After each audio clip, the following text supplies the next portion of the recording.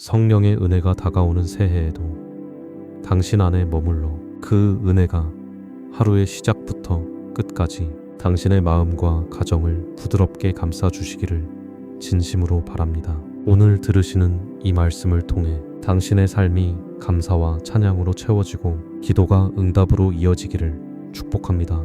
이 말씀이 필요한 분이 있다면 함께 나누어 주십시오. 은혜는 나눌수록 더 깊어집니다. 사랑하는 하나님의 자녀 여러분, 혹시 다가올 새해를 앞두고 기대보다 불안이, 설렘보다 걱정이 더 크지는 않으십니까? 내년에도 똑같을 거야. 또 이렇게 힘들게 살겠지. 이런 생각이 마음 한구석에 자리하고 있지는 않으십니까? 그렇다면 오늘 이 말씀이 여러분에게 꼭 필요합니다. 왜냐하면 지금 이 순간이야말로 새해의 방향이 결정되는 결정적인 시간이기 때문입니다. 성경은 분명히 말씀하십니다. 잠언 16장 3절입니다. 너의 행사를 여호와께 맡기라. 그리하면 네가 경영하는 것이 이루어지리라.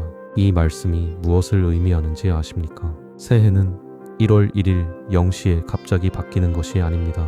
새로운 한 해는 지금 이 순간부터 준비하는 사람의 것입니다. 첫 아침에 눈을 떴을 때 무슨 말을 하느냐, 무슨 기도를 드리느냐에 따라 365일의 방향이 완전히 달라집니다. 첫 아침의 고백이 한 해의 고백이 되고, 첫 기도가 한 해의 기도가 되며, 첫 선포가 한 해의 선포가 됩니다. 그래서 오늘 우리는 새해 아침에 눈 뜨자마자 반드시 붙들어야 할 7가지 기도를 함께 나누려고 합니다. 이 기도는 한 번 드리고 끝나는 기도가 아닙니다. 새해 첫날부터 매일 아침 눈을 뜨는 순간마다 붙들어야 할 평생의 기도입니다. 이 기도를 붙드는 순간 여러분의 한 해는 완전히 달라질 것입니다. 불안이 평안으로 바뀌고, 걱정이 감사로 바뀌고, 절망이 소망으로 바뀌는 놀라운 변화를 경험하게 될 것입니다.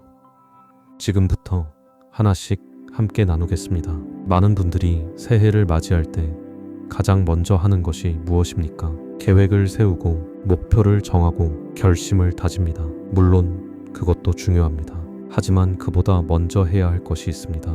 바로 감사입니다. 지나간 한 해를 돌아보며 하나님께서 베푸신 은혜에 감사하는 것, 이것이 새해를 여는 첫 번째 기도가 되어야 합니다. 데살로니가전서 5장 18절 말씀입니다. 범사에 감사하라. 이것이 그리스도 예수 안에서 너희를 향하신 하나님의 뜻이니라. 범사에 감사하라는 이 말씀은 단순한 권면이 아닙니다. 이것은 명령입니다. 하나님의 뜻이라고 분명하게 선포하고 계십니다. 그런데 왜 하나님께서는 감사를 그토록 강조하실까요? 그것은 감사가 단순한 예의나 미덕의 차원이 아니기 때문입니다. 감사는 영적 전쟁에서 가장 강력한 무기입니다. 우리의 원수 마귀가 가장 두려워하는 것이 바로 감사하는 성도입니다. 왜냐하면 감사는 불평과 원망의 문을 완전히 닫아버리기 때문입니다. 히브리어로 감사를 뜻하는 단어는 야다입니다. 이 단어의 원래 의미는 손을 펴다, 손을 내밀다 라는 뜻입니다. 감사한다는 것은 하나님을 향해 두 손을 펴는 것입니다. 주먹을 쥐고 있으면 받을 수 없지만 손을 펴면 하나님의 은혜를 받을 수 있습니다. 지난 한 해를 돌아보면 어려움도 많았고 아픔도 많았고 실패도 많았을 것입니다. 하지만 그 모든 것 가운데서도 하나님께서는 단 한순간도 여러분을 떠나지 않으셨습니다. 생각해 보십시오. 365일을 건강하게 살아온 것, 매일 먹을 양식이 있었던 것, 잠잘 곳이 있었던 것, 사랑하는 가족이 있었던 것, 이 모든 것이 당연한 것이 하나도 없습니다. 부산 해운대에 사시는 박영애 집사님의 이야기입니다. 집사님은 지난해 큰 수술을 받으셨습니다. 수술 전날 밤 집사님은 두려움에 떨며 기도했습니다. 하나님, 제가 살 수 있을까요? 이 수술을 견딜 수 있을까요? 그런데 그날 밤 성령께서 집사님의 마음에 이렇게 말씀하셨습니다. 지난 60년 동안 네가 숨 쉬어온 모든 순간을 누가 지켜주었느냐? 내일도 내가 함께한다.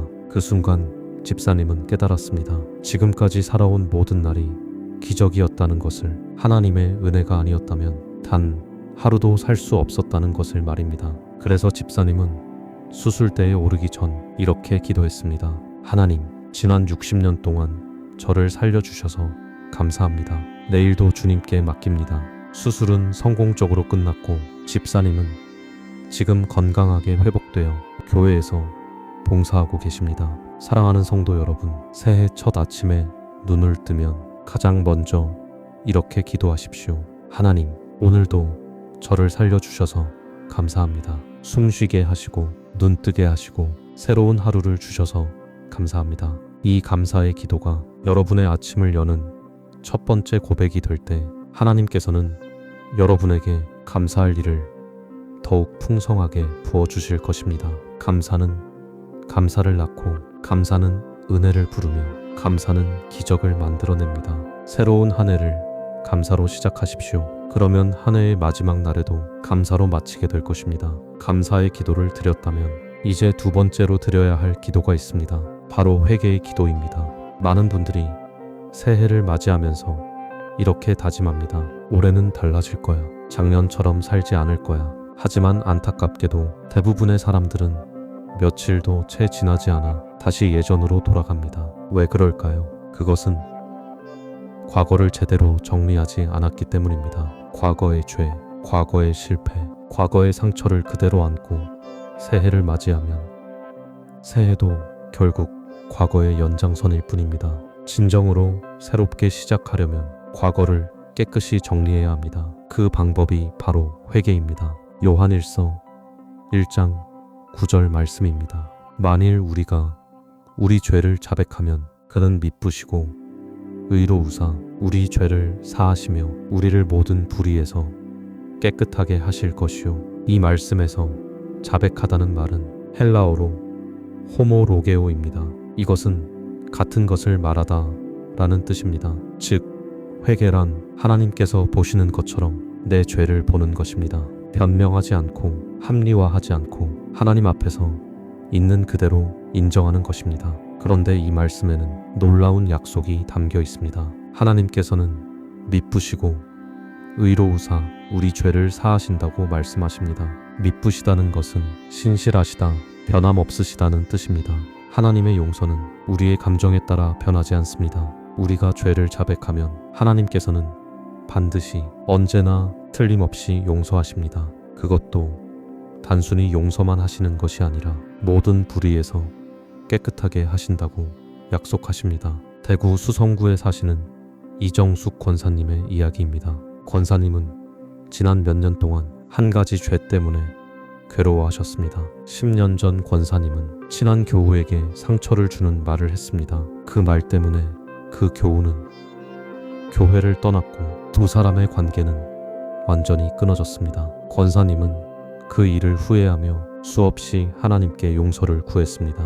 하지만 마음의 짐은 전혀 가벼워지지 않았습니다. 매번 기도할 때마다 그 죄가 떠올랐고 하나님께서 정말 용서하셨는지 확신할 수가 없었습니다. 그러던 어느 날 권사님은 새벽 기도회에서 이사야 43장 25절 말씀을 듣게 되었습니다. 나 곧 나는 고음치 나는 나를 위하여 내 허물을 도말하는 자니 내 죄를 기억하지 아니하리라. 그 순간 권사님은 깨달았습니다. 하나님께서는 이미 용서하셨는데 자신이 그 용서를 받아들이지 않고 있었다는 것을 말입니다. 하나님께서는 죄를 기억하지도 않으신다고 말씀하시는데 자신은 계속해서 그 죄를 붙들고 있었던 것입니다. 그날 이후 권사님은 완전히 달라졌습니다. 과거의 죄를 내려놓고 하나님의 용서를 온전히 받아들였습니다.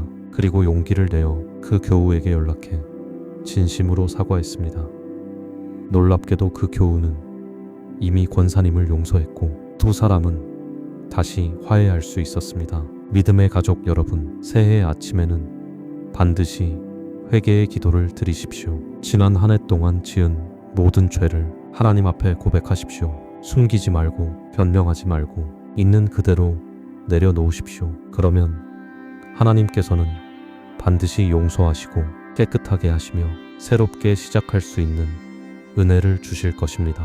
과거에 묶여 있는 사람은 미래로 나아갈 수 없습니다. 하지만 과거를 용서받은 사람은 자유롭게 새로운 길을 걸어갈 수 있습니다. 회개의 기도는 과거를 정리하고 미래를 여는 열쇠입니다. 이 기도를 붙드십시오. 그러면 여러분의 새해는 과거가 아니라 미래를 향해 힘차게 나아가게 될 것입니다. 감사와 회개의 기도를 드렸다면 이제 세 번째 기도로 나아가야 합니다. 바로 헌신의 기도입니다. 새해를 맞이하면서 우리는 하나님 앞에 무엇을 약속해야 할까요? 더 많이 기도하겠다는 약속일까요? 더 열심히 성경을 읽겠다는 약속일까요? 물론 그런 것들도 중요합니다.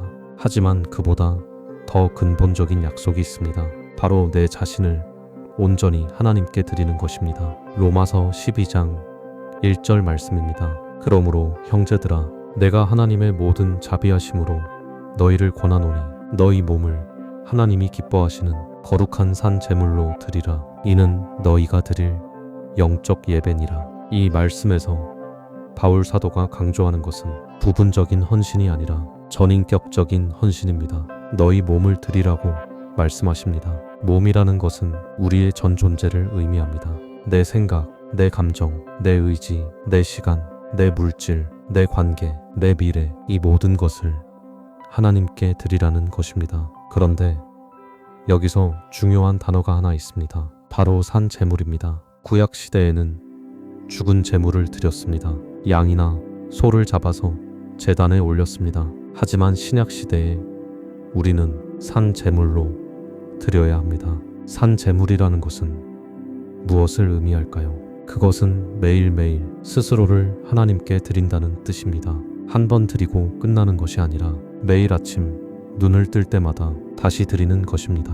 왜냐하면 산 제물은 제단에서 내려올 수 있기 때문입니다. 어제 하나님께 드렸다고 해서 오늘도 자동으로 드려진 것이 아닙니다. 매일 새롭게 결단하고 매일 새롭게 드려야 합니다. 인천 남동구에 사시는 최영수 장로님의 이야기입니다.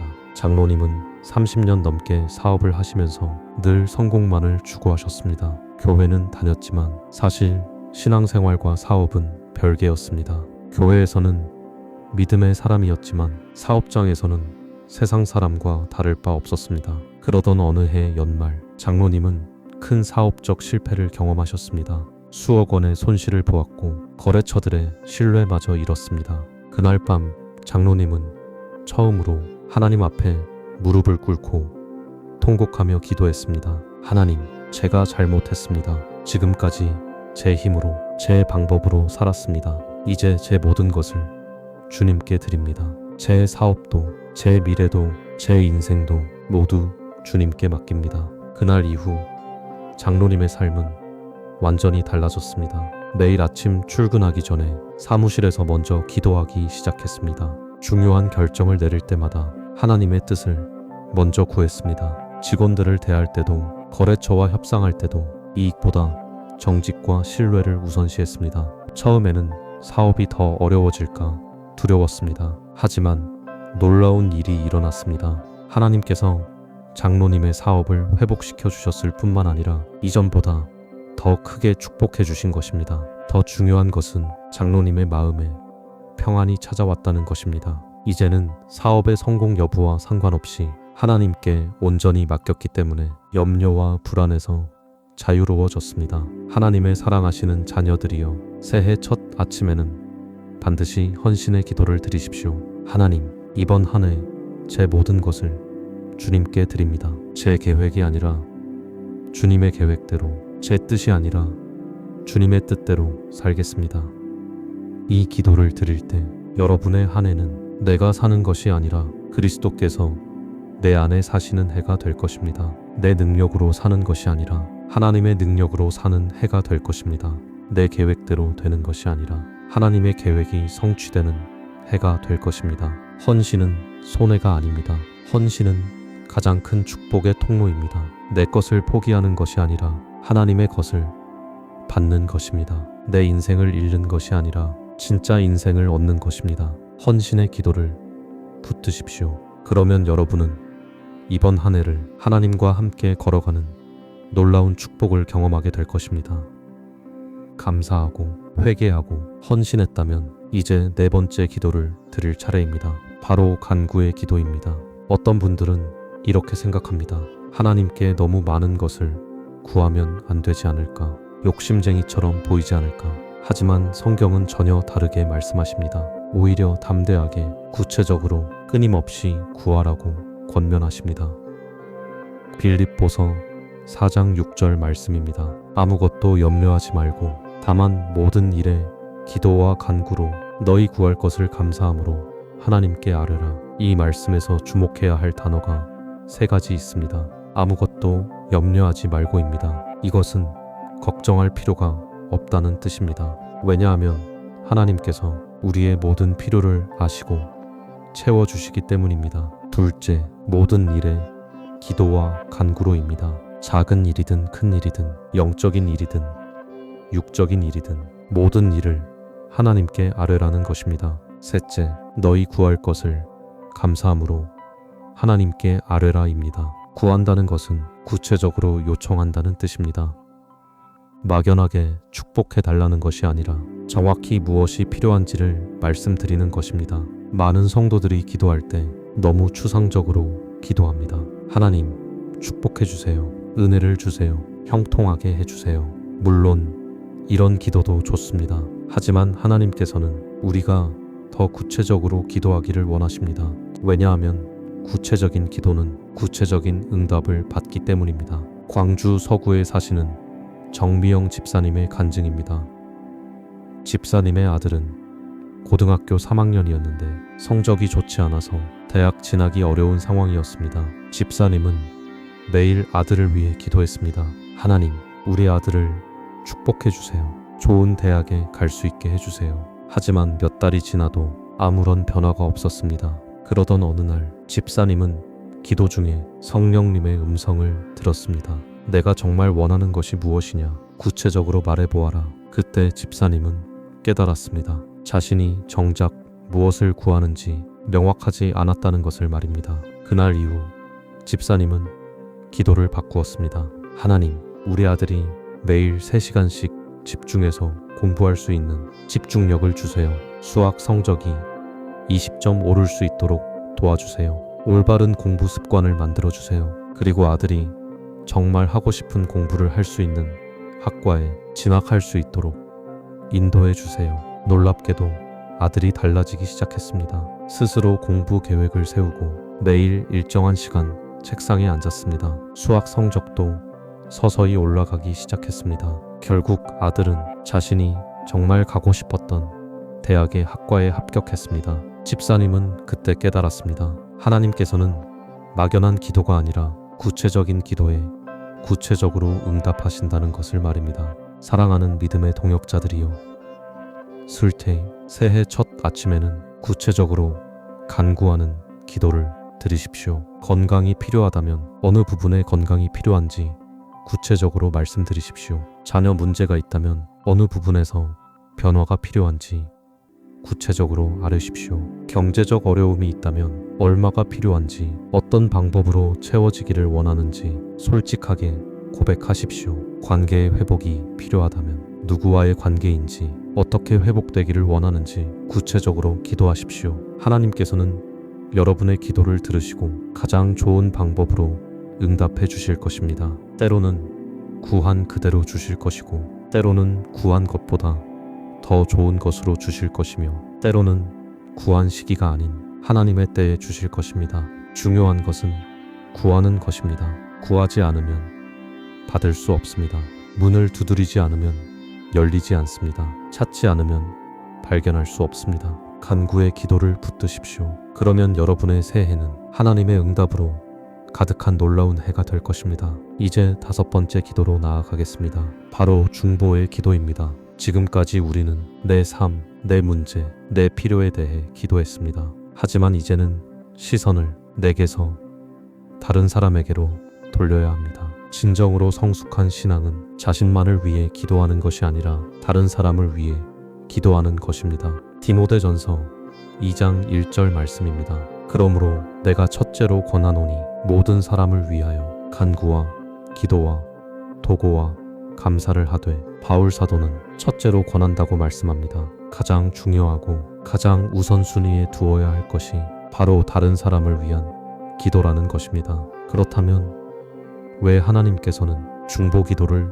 그토록 강조하실까요? 중보 기도는 하나님의 마음을 닮아가는 훈련이기 때문입니다. 하나님께서는 한 영혼도 잃어버리기를 원하지 않으십니다. 모든 사람이 구원받기를 원하십니다. 우리가 다른 사람을 위해 기도할 때 우리는 하나님의 그 사랑의 마음을 조금씩 이해하게 됩니다. 둘째, 중보 기도는 영적 전쟁에서 가장 강력한 무기이기 때문입니다. 우리가 누군가를 위해 기도할 때 하나님께서는 그 사람의 영혼을 위해 일하십니다. 우리가 볼 수 없는 영적 세계에서 놀라운 역사가 일어나는 것입니다. 셋째, 중보 기도는 우리 자신을 변화시키기 때문입니다. 누군가를 위해 기도하다 보면 그 사람에 대한 우리의 마음이 달라집니다. 미워하던 사람도 사랑하게 되고, 무관심했던 사람도 관심을 갖게 되며, 판단하던 사람도 이해하게 됩니다. 울산 남구에 사시는 김철수 집사님의 이야기입니다.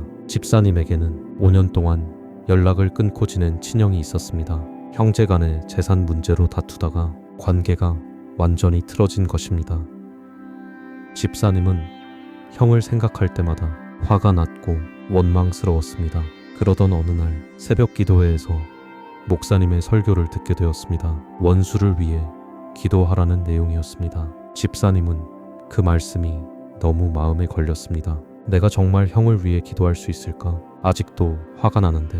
하지만 성령께서 집사님의 마음을 계속 움직이셨습니다. 결국 집사님은 무릎을 꿇고 기도하기 시작했습니다. 하나님, 사실 형을 위해 기도하고 싶지 않습니다. 아직도 원망스럽습니다. 하지만 주님께서 원하신다면 순종하겠습니다. 형을 축복해 주세요. 형의 가정을 지켜주세요. 형의 사업을 형통하게 해주세요. 처음에는 형식적인 기도였습니다. 마음에서 우러나오는 기도가 아니었습니다. 하지만 매일 아침 형을 위해 기도하다 보니 놀라운 일이 일어났습니다. 집사님의 마음이 서서히 변하기 시작한 것입니다. 형에 대한 분노가 사라지고 오히려 안타까운 마음이 생겼습니다. 5년 동안 형도 많이 힘들었겠구나. 나도 잘못한 부분이 있었는데. 6달쯤 지났을 때 집사님은 용기를 내어 형에게 전화를 걸었습니다. 형, 그동안 잘 지냈어? 미안해. 내가 잘못했어. 전화기 너머의 목소리가 들려왔습니다. 울먹이는 목소리였습니다. 나도 미안하다, 동생아. 두 형제는 다시 만났고 관계를 회복했습니다. 집사님은 그때 깨달았습니다. 중보 기도는 상대방만 변화시키는 것이 아니라 나 자신을 먼저 변화시킨다는 것을 말입니다. 하나님의 거룩한 백성들이여, 새해 첫 아침에는 반드시 중보의 기도를 드리십시오. 가족을 위해 기도하십시오. 자녀의 구원을 위해, 배우자의 건강을 위해, 부모님의 평안을 위해 간절히 부르짖으십시오. 이웃을 위해 기도하십시오. 아직 예수님을 모르는 친구들, 어려움을 겪고 있는 직장 동료들, 병들어 누워 계신 분들을 위해 중보하십시오. 교회를 위해 기도하십시오. 목회자들을 위해, 교회 지도자들을 위해, 새신자들을 위해, 연약한 성도들을 위해 기도하십시오. 나라를 위해 기도하십시오. 지도자들을 위해 정의와 공의가 강물처럼 흐르기를, 복음이 온 땅에 전파되기를 기도하십시오. 여러분의 중보 기도를 통해 하나님께서는 놀라운 일을 행하실 것입니다. 불가능해 보이는 상황을 뒤집으시고 막혀있던 길을 여시며 죽어가던 영혼에게 생명을 불어넣으실 것입니다. 중보의 기도를 붙드십시오. 그러면 여러분의 새해는 다른 사람을 살리는 아름다운 해가 될 것입니다. 이제 6번째 기도로 나아가겠습니다. 바로 경배의 기도입니다. 앞서 우리는 감사했고, 회개했고, 헌신했고, 간구했고, 중보했습니다. 이 모든 기도는 중요하고 필요합니다. 하지만 이제는 한 단계 더 깊은 차원의 기도로 들어가야 합니다. 그것은 무엇을 구하는 기도가 아니라 하나님 자신을 사모하는 기도입니다. 시편 63편 1절부터 3절 말씀입니다. 하나님이여, 주는 나의 하나님이시라. 내가 간절히 주를 찾되 물이 없어 마르고 곰핍한 땅에서 내 영혼이 주를 갈망하며 내 육체가 주를 앙모하나이다. 내가 주의 권능과 영광을 보기 위하여 이와 같이 성소에서 주를 바라보았나이다. 주의 인자하심이 생명보다 나음으로 내 입술이 주를 찬양하리이다. 이 시편은 다윗이 유다 광야에 있을 때 쓴 노래입니다. 다윗은 당시 아들 압살롬의 반역으로 왕궁에서 쫓겨나 광야로 도망친 상태였습니다. 물도 없고 먹을 것도 없고 안전한 곳도 없는 절망적인 상황이었습니다. 그런데 그 광야에서 다윗이 가장 갈망한 것이 무엇이었을까요? 물이었을까요? 음식이었을까요? 안전이었을까요? 아닙니다. 다윗이 가장 갈망한 것은 하나님 자신이었습니다. 목마른 땅에서 물을 찾듯이 다윗의 영혼은 하나님을 갈망했습니다. 이것이 바로 경배의 기도입니다. 하나님의 축복이 아니라 하나님 자신을, 하나님의 능력이 아니라 하나님 자신을, 하나님의 은사가 아니라 하나님 자신을 사모하는 것입니다. 많은 그리스도인들이 하나님의 것은 원하지만 하나님 자신은 원하지 않습니다. 축복은 원하지만 축복의 근원이신 하나님께는 관심이 없습니다. 능력은 원하지만 능력의 주인이신 하나님과는 친밀하지 않습니다. 이것은 마치 아버지의 돈은 원하지만 아버지와의 관계는 원하지 않는 자녀와 같습니다. 하지만 진정한 신앙은 하나님 자신을 갈망하는 것입니다. 전주 완산구에 사시는 한영자 권사님의 간증입니다. 권사님은 40년 넘게 신앙생활을 하셨지만 사실 하나님과의 친밀한 관계는 없었습니다. 교회는 빠지지 않고 나갔고 11조도 드렸고 봉사도 열심히 했습니다. 하지만 기도는 늘 무언가를 구하는 기도였습니다. 자녀, 형편, 문제 해결, 늘 무엇인가를 달라고 하는 기도였습니다. 그러던 어느 날 권사님은 암 진단을 받았습니다. 의사는 시한부 선고를 했습니다. 그날 밤 권사님은 하나님께 울부짖으며 기도했습니다. 하나님, 저를 살려주세요. 아직 해야 할 일이 많습니다. 제발 저를 고쳐주세요. 하지만 아무런 응답도 들리지 않았습니다. 며칠을 그렇게 기도했지만 마음의 평안은 오지 않았습니다. 그러던 어느 새벽 권사님은 성경을 읽다가 욥기 13장 15절 말씀을 만났습니다. 그가 나를 죽이시리니 내가 소망이 없노라. 그러나 나는 그 앞에서 내 길을 변론하리라. 그 순간 성령께서 권사님의 마음에 이렇게 말씀하셨습니다. 네가 정말 원하는 것이 무엇이냐? 건강한 몸이냐? 아니면 나 자신이냐? 권사님은 그때 깨달았습니다. 지금까지 자신은 하나님의 축복만 원했지 하나님 자신은 원하지 않았다는 것을 말입니다. 그날 이후 권사님의 기도는 완전히 바뀌었습니다. 하나님, 제가 살든지 죽든지 상관없습니다. 다만 주님을 더 깊이 알기를 원합니다. 주님과 더 가까워지기를 원합니다. 제 생명보다 주님을 더 사랑하기를 원합니다. 놀랍게도 권사님의 마음에 전에 없던 평안이 찾아왔습니다. 죽음의 두려움이 사라지고 하나님에 대한 확신과 사랑이 넘쳐났습니다. 그리고 더욱 놀라운 일은 6달 후 재검사에서 암이 완전히 사라진 것으로 나타났습니다. 의사들도 기적이라고 말했습니다. 하지만 권사님은 알았습니다. 진짜 기적은 암이 사라진 것이 아니라 하나님을 만난 것이라는 사실을 말입니다. 믿음의 형제 자매들이여, 새해 첫 아침에는 반드시 경배의 기도를 드리십시오.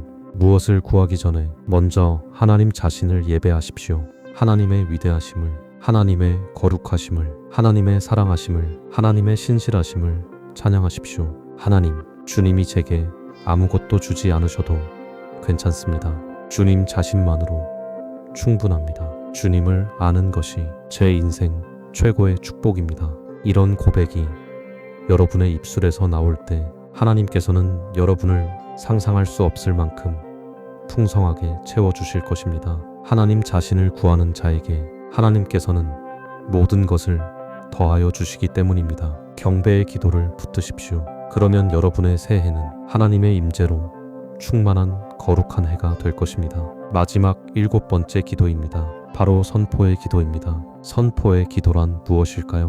그것은 아직 이루어지지 않은 일을 믿음으로 선언하는 것입니다. 보이지 않는 것을 볼 수 있다고 고백하고 불가능해 보이는 것을 가능하다고 선언하며 하나님의 약속을 내 입으로 선포하는 것입니다. 히브리서 11장 1절 말씀입니다. 믿음은 바라는 것들의 실상이요 보이지 않는 것들의 증거니 믿음은 단순히 마음으로 믿는 것이 아닙니다. 믿음은 입으로 고백하고 입으로 선포하는 것입니다. 로마서 10장 10절은 이렇게 말씀합니다. 사람이 마음으로 믿어 의에 이르고 입으로 시인하여 구원에 이르느니라. 마음의 믿음은 입의 고백으로 완성됩니다. 우리가 무엇을 말하느냐가 우리의 미래를 결정합니다. 잠언 18장 21절은 이렇게 선포합니다. 죽고 사는 것이 혀의 힘에 달렸나니 혀를 쓰기 좋아하는 자는 그 열매를 먹으리라. 우리의 혀에는 놀라운 능력이 있습니다. 생명을 살리는 능력도 있고 죽이는 능력도 있습니다. 축복을 부르는 능력도 있고 저주를 불러오는 능력도 있습니다. 많은 사람들이 부정적인 말로 자신의 미래를 망칩니다. 나는 안 돼. 나는 못해. 나는 가난해. 나는 약해. 나는 병들었어. 이런 말을 반복하면 정말로 그렇게 되어 갑니다. 하지만 하나님의 자녀는 다르게 말해야 합니다. 하나님의 말씀대로, 하나님의 약속대로 선포해야 합니다. 청주 흥덕구에 사시는 박정혜 집사님의 이야기입니다. 집사님은 20년 넘게 만성 질환으로 고생하셨습니다. 여러 병원을 다녔지만 차도가 없었고 의사들도 완치는 어렵다고 말했습니다. 집사님은 매일 고통 속에서 살았고 점점 절망에 빠져갔습니다. 그러던 어느 날 부흥회에서 강사 목사님의 설교를 듣게 되었습니다. 하나님의 말씀을 매일 선포하십시오. 믿음으로 고백하십시오. 그날 이후 집사님은 매일 아침 일어나자마자 이렇게 선포하기 시작했습니다. 나는 그리스도의 보혈로 치유받았습니다. 예수님께서 나의 질병을 지셨고 나의 고통을 담당하셨습니다. 나는 건강합니다. 나는 강합니다. 나는 치유받았습니다. 처음에는 아무런 변화가 없었습니다. 몸은 여전히 아팠고 증상도 그대로였습니다. 하지만 집사님은 포기하지 않고 계속 선포했습니다. 3달이 지났을 때 작은 변화가 시작되었습니다. 통증이 조금씩 줄어들기 시작한 것입니다. 6달이 지났을 때 몸에 힘이 생기기 시작했습니다. 1년이 지났을 때 병원에서 재검사를 받았는데 놀라운 결과가 나왔습니다. 20년 동안 고생했던 질환이 거의 사라진 것입니다. 의사들도 믿을 수 없다는 반응이었습니다. 집사님은 그때 깨달았습니다. 하나님의 말씀을 선포하는 것이 얼마나 강력한지를 말입니다. 입술의 고백이 현실을 바꾼다는 것을 말입니다. 하나님께 사랑받는 자녀들이여, 새해 첫 아침에는 반드시 선포의 기도를 드리십시오. 하나님께서 여러분에게 주신 약속을 큰 소리로 선포하십시오. 이번 한 해는 축복의 해입니다. 내 가정은 하나님의 보호하심 가운데 있습니다. 내 자녀는 하나님의 자녀로 자라날 것입니다. 내 건강은 회복될 것입니다. 내 경제는 형통할 것입니다. 내 사업은 번성할 것입니다. 내 교회는 부흥할 것입니다. 보이지 않아도 선포하십시오. 느껴지지 않아도 고백하십시오. 상황이 반대로 보여도 믿음으로 선언하십시오. 여러분의 선포가 영적 세계를 움직이고 하나님의 능력을 끌어내리며 불가능을 가능으로 바꾸게 될 것입니다. 민수기 14장 28절에서 하나님께서는 이렇게 말씀하셨습니다. 너희 말이 내 귀에 들린 대로 내가 너희에게 행하리니. 하나님께서는 우리의 말을 들으시고 우리가 말한 대로 행하신다고 약속하셨습니다. 그러므로 부정적인 말, 불평하는 말, 의심하는 말을 버리십시오. 대신 긍정적인 말, 감사하는 말, 믿음의 말을 선포하십시오. 선포의 기도를 붙드십시오. 그러면 여러분의 새해는 하나님의 약속이 성취되는 기적의 해가 될 것입니다. 사랑하는 하나님의 자녀 여러분, 오늘 우리는 새해 아침에 반드시 드려야 할 7가지 기도를 함께 나누었습니다. 감사의 기도로 지난 한 해를 돌아보며 하나님의 은혜를 고백했습니다. 둘째, 회개의 기도로 과거를 정리하고 새롭게 시작하는 축복을 받았습니다. 셋째, 헌신의 기도로 내 모든 것을 하나님께 온전히 드렸습니다. 넷째, 간구의 기도로 구체적인 필요를 담대하게 아뢰었습니다. 다섯째, 중보의 기도로 다른 영혼을 위해 사랑으로 기도했습니다. 여섯째, 경배의 기도로 하나님 자신을 갈망하며 예배했습니다. 일곱째, 선포의 기도로 믿음으로 미래를 선언했습니다. 이 7가지 기도는 단순한 기도 목록이 아닙니다. 이것은 여러분의 새해를 완전히 바꿀 수 있는 영적 무기입니다. 매일 아침 이 기도를 붙들 때 여러분의 하루가 달라지고 여러분의 일주일이 달라지며 여러분의 한 달이 달라지고 결국 여러분의 1년 전체가 완전히 달라질 것입니다. 새해 첫날 아침부터 이 기도로 시작하십시오. 그리고 365일 매일 아침 이 기도로 하루를 여십시오.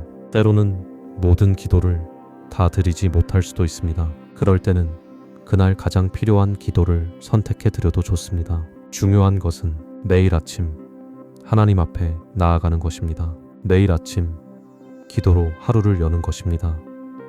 그러면 하나님께서 여러분의 그 신실함을 보시고 반드시 응답해 주실 것입니다. 마지막으로 이 시간 함께 기도하겠습니다. 사랑의 하나님 아버지, 오늘 이 말씀을 통해 다가오는 새해를 기도로 먼저 올려드립니다. 이 7가지 기도를 붙드는 모든 분들의 아침을 지켜주시고 한 해를 친히 인도하여 주옵소서. 감사의 기도를 드리는 자에게는 더욱 감사할 일을 부어주시고 회개의 기도를 드리는 자에게는 완전한 용서와 자유를 주옵소서. 헌신의 기도를 드리는 자에게는 하나님의 계획이 이루어지게 하시고 간구의 기도를 드리는 자에게는 가장 좋은 것으로 응답하여 주옵소서. 중보의 기도를 드리는 자를 통해서는 수많은 영혼을 살리게 하시고 경배의 기도를 드리는 자에게는 하나님의 임재를 풍성히 경험하게 하옵소서. 선포의 기도를 드리는 자에게는 말씀하신 그대로 이루어지는 기적을 보게 하여 주옵소서. 주님 손에 맡긴 이 한 해가 결코 헛되지 않음을 삶으로 증명하게 하옵소서. 불안과 걱정이 아니라 평안과 감사로, 절망과 두려움이 아니라 소망과 용기로, 원망과 불평이 아니라 찬양과 감사로 가득한 한 해가 되게 하여 주옵소서. 이 기도를 붙드는 모든 성도들의 가정에 하나님의 보호하심이 있게 하시고 건강에는 하나님의 치유하심이 있게 하시며 물질에는 하나님의 공급하심이 있게 하시고 자녀에게는 하나님의 인도하심이 있게 하시며 사업에는 하나님의 형통하심이 있게 하옵소서. 새해 첫날부터 마지막 날까지 매일 아침 기도로 하루를 열고 매일 저녁 감사로 하루를 마치는 복된 한 해가 되게 하여 주옵소서.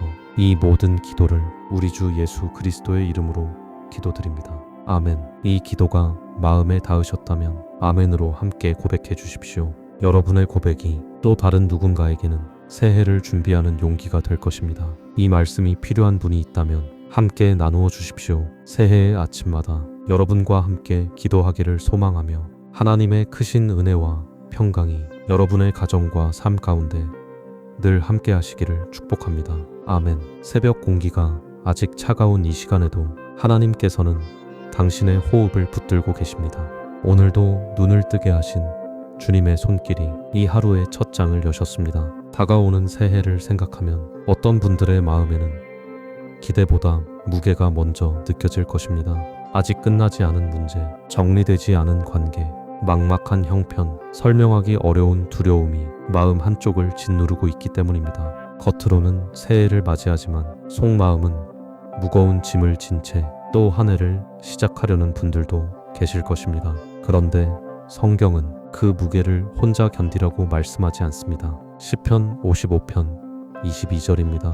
내 짐을 여호와께 맡기라. 그가 너를 붙드시고 의인의 요동함을 영원히 허락하지 아니하시리로다. 이 말씀에서 맡기라는 말은 그저 손끝으로 살짝 내려놓는 정도가 아닙니다. 힘껏 던져버리듯 하나님께 완전히 넘겨드리라는 뜻입니다.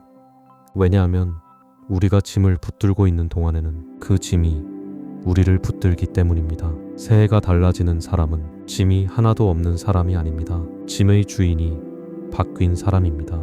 내 어깨 위에 있던 짐이 하나님의 손으로 옮겨진 사람입니다. 그래서 오늘 우리는 새해 첫 아침에 반드시 하나님께 맡겨야 할 7가지 짐을 함께 나누려 합니다. 이것은 한 번의 감정적인 결단으로 끝나는 이야기가 아닙니다. 매일 아침 눈을 뜨는 순간마다 다시 주님께 넘겨드려야 할 삶의 짐입니다. 왜 하필 아침일까요? 아침은 아직 아무 일도 일어나지 않은 시간이기 때문입니다. 그래서 더 순수하고 더 솔직하고 더 결정적입니다. 하루가 시작되기 전에 무엇이 내 마음을 먼저 차지하느냐가 그날의 방향을 만듭니다. 걱정이 먼저 자리를 잡으면 하루 종일 시선이 아래로 향하고, 말씀이 먼저 자리를 잡으면 하루 종일 중심이 흔들리지 않습니다. 새해 첫 아침은 더욱 그렇습니다. 한 해 전체를 내가 책임지겠다는 마음으로 시작하면 첫 걸음부터 지치게 됩니다. 그러나 첫 아침을 하나님께 드리면 그 한 해는 내 손에서 시작되는 것이 아니라 주님의 손 안에서 시작됩니다. 혹시 여러분 가운데 이 말을 들으며 속으로 이렇게 말하는 분이 있습니까? 제가 맡기고 싶지 않아서 못 맡기는 것이 아니라 이미 너무 오래 붙들고 살아서 놓는 법을 모르겠습니다. 그럴 수 있습니다. 오래 붙든 짐일수록 손가락이 굳어있기 때문입니다. 하지만 바로 그 자리에서 하나님은 우리를 책망하시기보다 천천히 손을 펴게 하십니다. 주님은 강제로 빼앗아 가시는 분이 아니라 신뢰 안에서 내려놓게 하시는 분입니다. 첫 번째로 맡겨야 할 짐은 두려움의 짐입니다. 많은 사람들이 새해를 앞두고 두려워합니다. 아직 일어나지 않은 일을 미리 걱정하고 보이지 않는 내일을 이미 실패한 것처럼 상상합니다. 그러나 두려움은 사실을 가장한 상상일 때가 많습니다. 그리고 그 상상의 중심에는 언제나 하나님이 빠져 있습니다. 내가 혼자 견뎌야 한다고 생각할 때 두려움은 순식간에 커집니다. 하지만 하나님께서 함께 하신다는 사실을 붙들면 상황이 그대로여도 마음의 중심이 달라집니다. 이사야 41장 10절은 이렇게 말씀합니다. 두려워하지 말라. 내가 너와 함께함이라.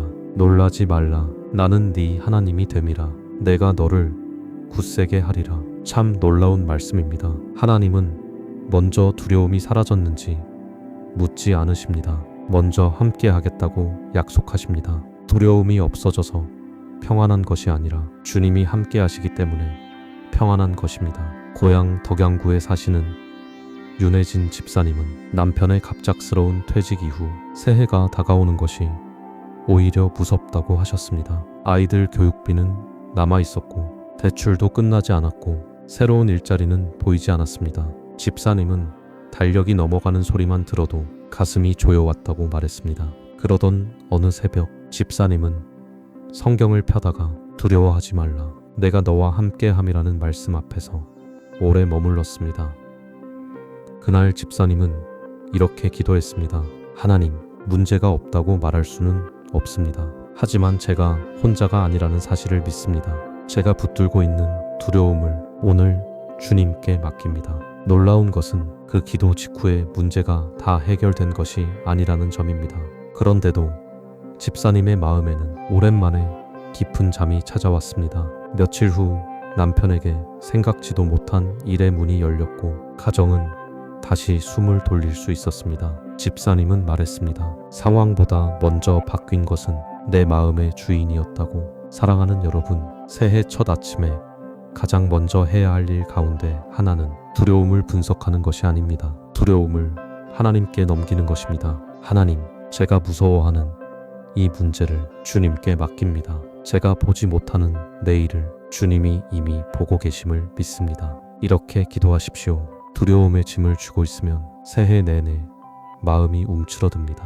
그러나 그 짐을 주께 맡기면 같은 길을 걸어도 발걸음이 달라집니다. 두려움이 계속 마음을 점령하면 우리는 기도하는 사람처럼 보여도 사실은 두려움과 대화하는 사람으로 살게 됩니다.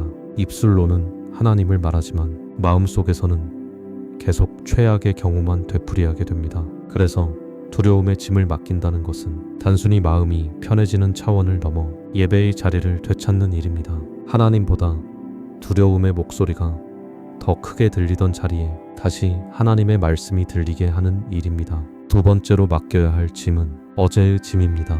많은 사람들이 새로운 해를 말하면서도 사실은 지나간 해에 묶여 있습니다. 실패했던 일, 무너졌던 계획, 해서는 안 될 말, 놓쳐버린 기회가 마음속에서 계속 되살아납니다. 사탄은 우리에게 기억을 회개로 이끌지 않고 정죄로 끌고 가려 합니다. 그래서 지나간 일을 떠올릴 때마다 하나님께 돌아가게 하는 대신 내가 끝났다는 생각에 머물게 만듭니다. 하지만 주님은 우리에게 과거를 끌고 오라고 하시지 않고 십자가 앞으로 가져오라고 하십니다. 이사야 43장 18절과 19절입니다. 너희는 이전 일을 기억하지 말며 옛날 일을 생각하지 말라. 보라, 내가 새 일을 행하리니 이제 나타낼 것이라. 하나님은 과거가 없었다고 말씀하시는 것이 아닙니다. 과거보다 크신 은혜가 있다고 말씀하시는 것입니다. 지난해의 상처가 분명했어도 하나님의 새 일은 그 상처보다 더 큽니다. 강릉 교동에 사시는 노진수 성도님은 한때 잘 되던 가게를 접으시고 큰 빚만 남긴 채 새해를 맞은 적이 있었습니다. 사람들 앞에 나서는 것도 싫었고 기도를 하려고 해도 실패한 장면만 떠올랐다고 합니다. 그분은 마음속으로 계속 이렇게 말했습니다. 나는 끝났다. 나는 다시는 일어설 수 없다. 그러던 중 주일 예배에서 보라, 내가 새 일을 행하리니 라는 말씀을 들었습니다. 성도님은 눈물을 흘리며 예배 후 텅 빈 예배당에 남아 이렇게 기도했습니다. 주님, 제가 실패한 사람이라는 생각을 오늘 내려놓습니다. 실패는 있었지만 제 인생의 결론은 아직 주님 손에 있다는 것을 믿습니다. 그 이후 성도님은 빚이 바로 사라진 것도 아니고 생활이 단번에 회복된 것도 아니었지만 더 이상 어제를 반복해 말하지 않았습니다. 말을 바꾸고 기도를 바꾸고 하루를 사는 태도를 바꾸었습니다. 몇 달 뒤 지인의 소개로 새로운 일터가 열렸고 천천히 빚을 갚아 나갈 수 있었습니다. 무엇보다 성도님은 자신을 바라보는 시선이 바뀌었다고 고백했습니다. 여러분 가운데도 지난해의 잘못, 지난해의 후회, 지난해의 넘어짐을 품고 새해 문 앞에 서 있는 분이 있을 것입니다. 그러나 하나님은 상처 입은 당신을 밀어내지 않으십니다. 회개하며 돌아오는 당신을 새롭게 하십니다. 새해 첫 아침에는 이렇게 기도하십시오. 하나님, 어제의 수치를 제 손에서 거두어 주십시오. 제가 붙들고 있는 후회를 십자가 앞에 내려놓습니다. 주님이 주시는 새 일을 기대하게 하옵소서. 어제를 등에 지고 내일로 갈 수는 없습니다.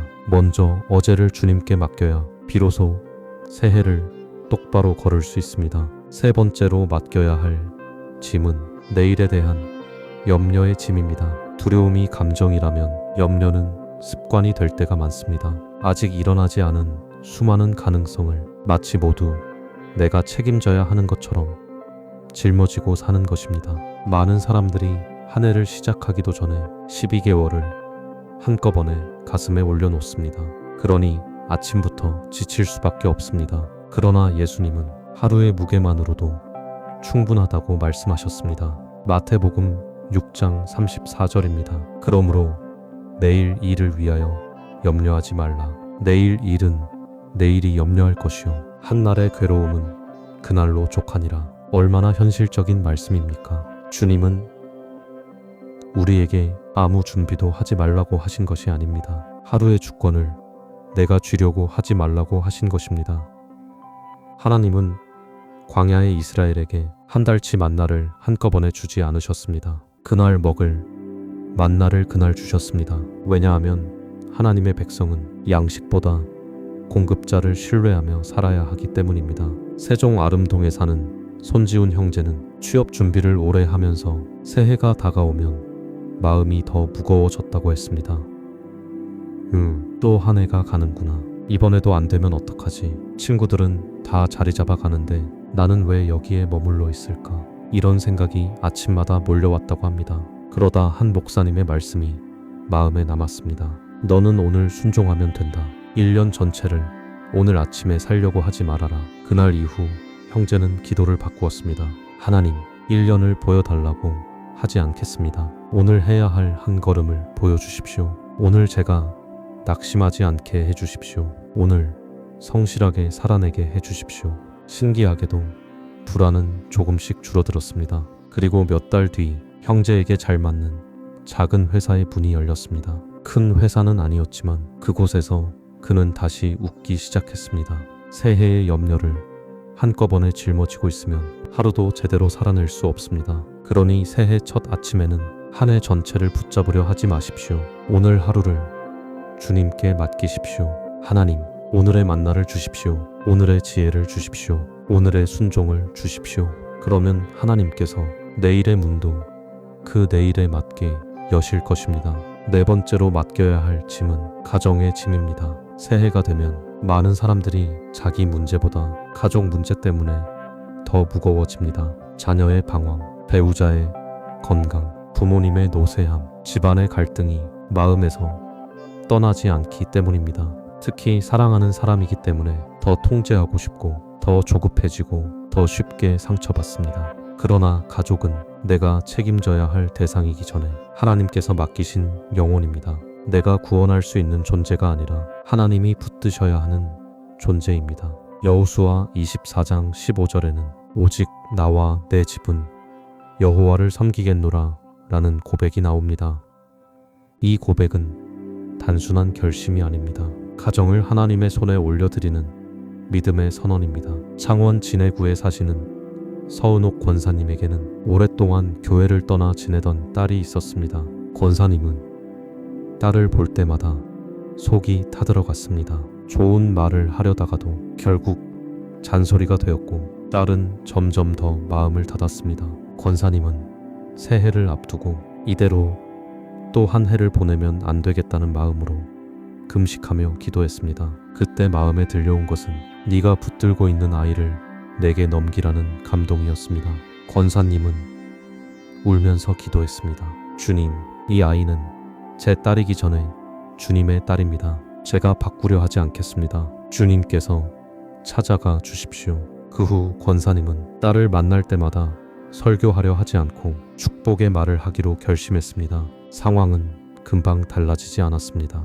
하지만 몇 달 뒤 딸이 먼저 권사님에게 말했습니다. 엄마, 요즘은 엄마 얼굴을 보면 이상하게 마음이 편해져. 그리고 그해 가을 딸은 권사님과 함께 예배당 문을 다시 들어섰습니다. 사랑하는 여러분, 가정의 짐은 가장 무겁고 가장 오래 우리를 눌러 앉히는 짐일 수 있습니다. 그러나 그 짐을 내가 안고 있으면 사랑이 통제가 되고 기도가 초조함이 됩니다. 새해 첫 아침에 가족의 이름을 한 사람씩 불러보십시오. 그리고 이렇게 고백하십시오. 하나님, 제 배우자를 맡깁니다.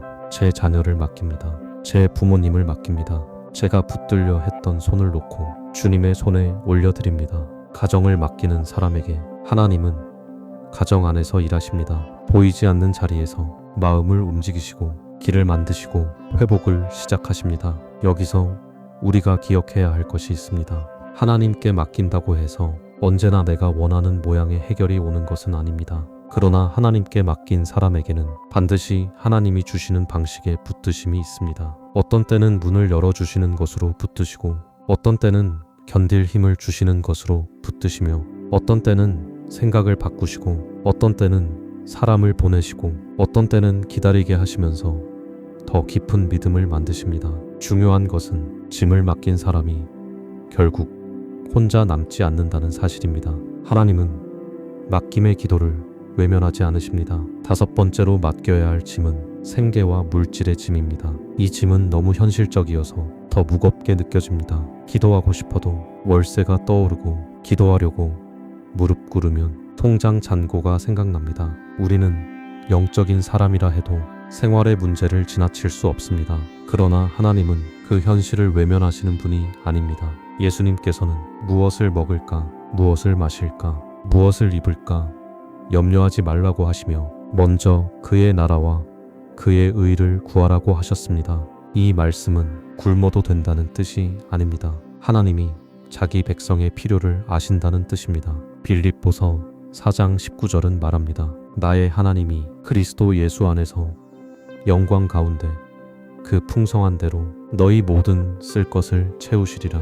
원주 무실동에서 택배 일을 하시는 김도연 성도님은 겨울이 되자 물량이 줄어들고 수입도 눈에 띄게 줄어들면서 마음이 무너졌다고 했습니다. 아이들 학원비를 줄여야 하나, 식비를 아껴야 하나, 무엇부터 막아야 하나 고민이 많았습니다. 그러던 어느 날 성도님은 출근 전 차 안에서 기도하다가 너의 쓸 것을 내가 안다는 말씀을 붙들게 되었습니다. 그날 성도님은 이렇게 기도했습니다. 주님, 제가 원하는 풍족함이 아니라 주님이 약속하신 필요의 채우심을 믿겠습니다. 제 마음을 먼저 지켜주십시오. 정직함을 놓치지 않게 해주십시오. 그 후 상황이 금세 넉넉해진 것은 아니었습니다. 하지만 성도님은 불안 때문에 서두르거나 무리한 선택을 하지 않게 되었습니다. 그런데 한 거래처에서 추가 배차가 꾸준히 들어오기 시작했고 생각하지 못했던 부수입의 길도 열리게 되었습니다. 성도님은 이렇게 고백했습니다. 하나님이 내 통장을 먼저 채우신 것이 아니라 내 마음의 바닥을 먼저 채우셨다고. 사랑하는 성도 여러분, 물질의 짐을 하나님께 맡긴다는 것은 아무것도 하지 않겠다는 뜻이 아닙니다. 내 손으로 해결해야 한다는 조급함을 내려놓고 하나님의 방식으로 성실하게 살겠다는 뜻입니다. 새해 첫 아침에 생계의 짐 때문에 숨이 막히는 분이 있다면 이렇게 기도하십시오. 하나님, 오늘도 제 삶의 공급자가 되어 주십시오. 필요를 아시는 주님께 제 현실을 맡깁니다. 두려움 때문에 정직을 잃지 않게 하시고 궁핍함 때문에 믿음을 놓치지 않게 하옵소서.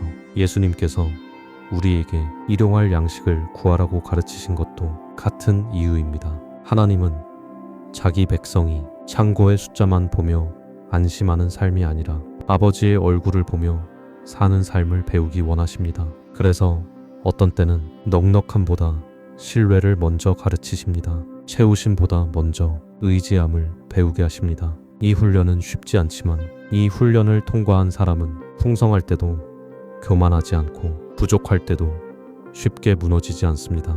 왜냐하면 삶의 근거가 물질 자체가 아니라 하나님의 성실하심으로 옮겨졌기 때문입니다. 여섯 번째로 맡겨야 할 짐은 상처와 관계의 짐입니다. 새해가 되어도 사람 때문에 생긴 아픔은 쉽게 사라지지 않습니다.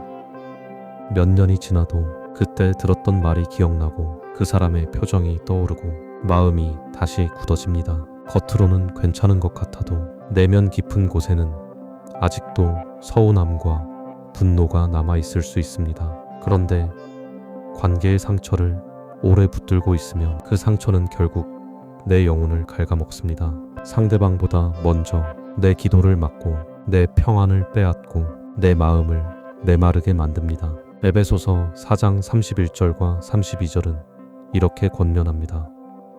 너희는 모든 악독과 노함과 분냄과 떠드는 것과 비방하는 것을 모든 악의와 함께 버리고 서로 친절하게 하며 불쌍히 여기며 서로 용서하기를 하나님이 그리스도 안에서 너희를 용서하심 같이 하라. 포항 북구에 사시는 한미라 집사님은 가까운 친척과의 갈등 때문에 명절마다 마음이 무너졌다고 했습니다. 겉으로는 예의를 지켰지만 속으로는 그 사람의 이름만 들어도 답답했다고 합니다. 새해가 다가올수록 또 만나야 하나, 또 상처받아야 하나 하는 생각에 가슴이 답답해졌습니다. 그러던 어느 날 집사님은 기도 중에 네가 상대를 풀어주어야 내가 너를 더 자유롭게 하겠다는 마음을 받았습니다. 집사님은 처음에는 인정하고 싶지 않았습니다. 상대가 먼저 잘못했는데 왜 내가 먼저 용서해야 하느냐는 생각이 들었습니다. 하지만 결국 주님 앞에서 울며 이렇게 기도했습니다. 주님, 제가 그 사람을 이해할 수는 없습니다. 하지만 제 마음을 그 사람에게 묶어두고 싶지도 않습니다. 제가 붙잡고 있는 이 분노를 오늘 주님께 맡깁니다. 놀랍게도 관계가 즉시 회복된 것은 아니었지만 집사님의 마음에서 먼저 독이 빠지기 시작했습니다. 그리고 얼마 뒤 예상하지 못한 자리에서 서로 진심을 나누게 되었고 관계는 천천히 풀리기 시작했습니다. 여러분, 상처를 맡긴다는 것은 상대의 잘못을 없던 일로 만드는 것이 아닙니다. 그 상처를 심판하실 자리를 하나님께 돌려드리는 것입니다. 새해 첫 아침에는 미움의 이름도 주님께 올려드리십시오. 하나님, 저를 아프게 한 사람을 제가 붙들고 있지 않겠습니다. 정의는 주님께 맡기고 제 마음의 평안은 주님께 구합니다. 상처의 짐을 맡기는 사람은 비로소 자유롭게 앞으로 걸어갈 수 있습니다. 마지막 7번째로 맡겨야 할 짐은 미래와 사명의 짐입니다. 앞으로 무엇을 해야 할지, 어디로 가야 할지, 내 인생이 정말 하나님 뜻 안에 있는지 확신이 서지 않아 무거운 분들이 많습니다. 특히 오랫동안 기도해온 일이 여전히 열리지 않을 때 우리는 마음속으로 이렇게 묻습니다. 정말 하나님께서 나를 인도하고 계신가? 내가 너무 늦은 것은 아닌가? 내 인생은 이미 많이 돌아온 것이 아닌가. 그러나 하나님은 늦었다고 생각하는 그 자리에서도 여전히 길을 쓰고 계십니다. 예레미야 29장 11절은 이렇게 말씀합니다. 여호와의 말씀이니라. 너희를 향한 나의 생각을 내가 아나니 평안이요 재앙이 아니니라. 너희에게 미래와 희망을 주는 것이니라. 또 빌립보서 1장 6절은 말합니다. 너희 안에서 착한 일을 시작하시니가 그리스도 예수의 날까지 이루실 줄을 우리는 확신하노라. 하나님은 시작만 하시는 분이 아닙니다. 끝까지 이루시는 분입니다. 천안 불당동에 사는 오수민 자매는 오랫동안 마음에 품어온 공부가 있었지만 어머니를 돌보느라 계획을 여러 번 미뤄야 했습니다. 친구들은 앞서 나가는 것 같은데 자신의 시간은 멈춘 것 같았다고 합니다. 새해가 다가오자 자매는 더욱 낙심했습니다. 하나님, 제 인생은 왜 자꾸 늦어지기만 합니까? 그때 한 기도회에서 하나님은 너를 지연시키신 것이 아니라 준비시키고 계신다는 말을 듣게 되었습니다. 자매는 그날 집으로 돌아와 오래 적어두었던 계획 노트를 펴놓고 하나님 앞에 이렇게 기도했습니다. 주님, 미래를 제가 쥐고 있지 않겠습니다. 문이 열리는 때도 멈추는 때도 주님께 맡깁니다. 제 인생의 속도를 주님께 드립니다. 몇 달 뒤 어머니의 상황이 조금 안정되었고 자매에게는 다시 공부를 시작할 수 있는 길이 열렸습니다. 자매는 고백했습니다. 하나님은 나를 잊고 계신 것이 아니라 나를 빚고 계셨다고. 사랑하는 여러분, 미래의 짐을 하나님께 맡긴다는 것은 계획을 포기한다는 뜻이 아닙니다. 계획보다 하나님을 더 신뢰한다는 뜻입니다. 새해 첫 아침에는 이렇게 기도하십시오. 주님, 제 앞날을 맡깁니다. 제 꿈도 맡기고 제 사명도 맡기고 제가 알 수 없는 시간표도 맡깁니다. 주님이 시작하신 일을 주님이 끝까지 이루실 것을 믿습니다. 그런데 여기서 중요한 질문이 하나 있습니다. 왜 우리는 맡겼다고 기도해 놓고도 조금만 지나면 다시 그 짐을 들고 있을까요? 그것은 우리가 염려를 책임감이라고 착각하기 때문입니다. 계속 걱정해야 내가 뭔가 하고 있는 것처럼 느껴지기 때문입니다. 하지만 염려는 책임이 아닙니다. 염려는 책임을 가장한 무력감일 때가 많습니다. 염려한다고 길이 열리는 것이 아니고 잠을 이루지 못한다고 문제가 해결되는 것도 아닙니다. 오히려 마음이 무너지면 분별력이 흐려지고 관계가 거칠어지고 기도의 자리도 잃어버리게 됩니다. 그래서 하나님은 우리에게 짐을 지는 법보다 짐을 맡기는 법을 먼저 가르치십니다. 왜냐하면 맡기는 사람이 결국 더 오래, 더 바르게, 더 담대하게 걸을 수 있기 때문입니다. 사랑하는 여러분, 새해 첫 아침에 할 수 있는 가장 깊은 믿음의 행동 가운데 하나는 두 손을 펴는 것입니다. 주먹을 쥐고 있으면 내 힘밖에 남지 않지만 손을 펴면 하나님의 도우심이 임할 자리가 생깁니다. 어떤 분은 이렇게 말할지도 모릅니다. 제가 맡겼는데도 여전히 불안합니다. 그렇다면 다시 맡기면 됩니다. 오늘 맡기고 내일 또 맡기고 마음이 흔들릴 때마다 다시 맡기면 됩니다. 기도는 한 번의 완벽한 성공이 아니라 자꾸 하나님께 돌아가는 훈련입니다. 새해를 준비하며 거창한 계획표를 먼저 펼치기 전에 짧은 맡김의 기도를 먼저 드려보십시오. 하나님, 오늘 제 마음을 누르는 것을 아십니다. 제가 이름 붙이지 못하는 무게까지도 아십니다. 지금 이 자리에서 주님께 다 넘겨드립니다. 이렇게 기도한 뒤 말씀 한 구절을 붙들고 하루를 시작하십시오. 그러면 문제보다 먼저 하나님을 생각하는 습관이 자라게 됩니다. 그리고 그것이 쌓이면 여러분의 새해 전체의 방향이 달라집니다. 오늘 우리는 새해 첫 아침에 하나님께 맡겨야 할 7가지 짐을 함께 나누었습니다. 두려움의 짐, 어제의 짐, 염려의 짐, 가정의 짐, 생계의 짐, 상처의 짐, 미래의 짐입니다. 이 7가지 짐은 겉으로 보기에는 서로 다른 문제처럼 보이지만 사실 뿌리는 하나입니다. 내가 하나님보다 먼저 내 인생의 주인이 되려고 할 때 짐은 더 무거워집니다. 반대로 하나님이 하나님 되시도록 자리를 내어드리면 같은 문제도 더 이상 나를 짓누르지 못합니다. 권탑니다. 금리더 두려움의 짐을 맡기지 않으면 새해는 시작부터 움츠러듭니다. 어제의 짐을 맡기지 않으면 은혜보다 정죄가 더 크게 들립니다. 염려의 짐을 맡기지 않으면 아직 오지도 않은 날들에 오늘의 힘을 다 써버립니다. 가정의 짐을 맡기지 않으면 사랑이 기도가 아니라 통제가 됩니다. 생계의 짐을 맡기지 않으면 마음이 돈의 크기에 따라 흔들립니다. 상처의 짐을 맡기지 않으면 상대방이 없는 자리에서도 그 사람이 내 마음을 지배합니다. 미래의 짐을 맡기지 않으면 하나님의 때보다 내 조급함이 더 큰 소리를 내게 됩니다. 그러므로 새해를 바꾸는 첫 번째 열쇠는 더 많이 버티는 것이 아니라 더 많이 맡기는 것입니다. 신앙은 이를 악물고 견디는 기술이 아니라 하나님께 기대는 관계입니다. 주님은 우리에게 내 짐을 조금 줄여보라고 말씀하지 않으셨습니다.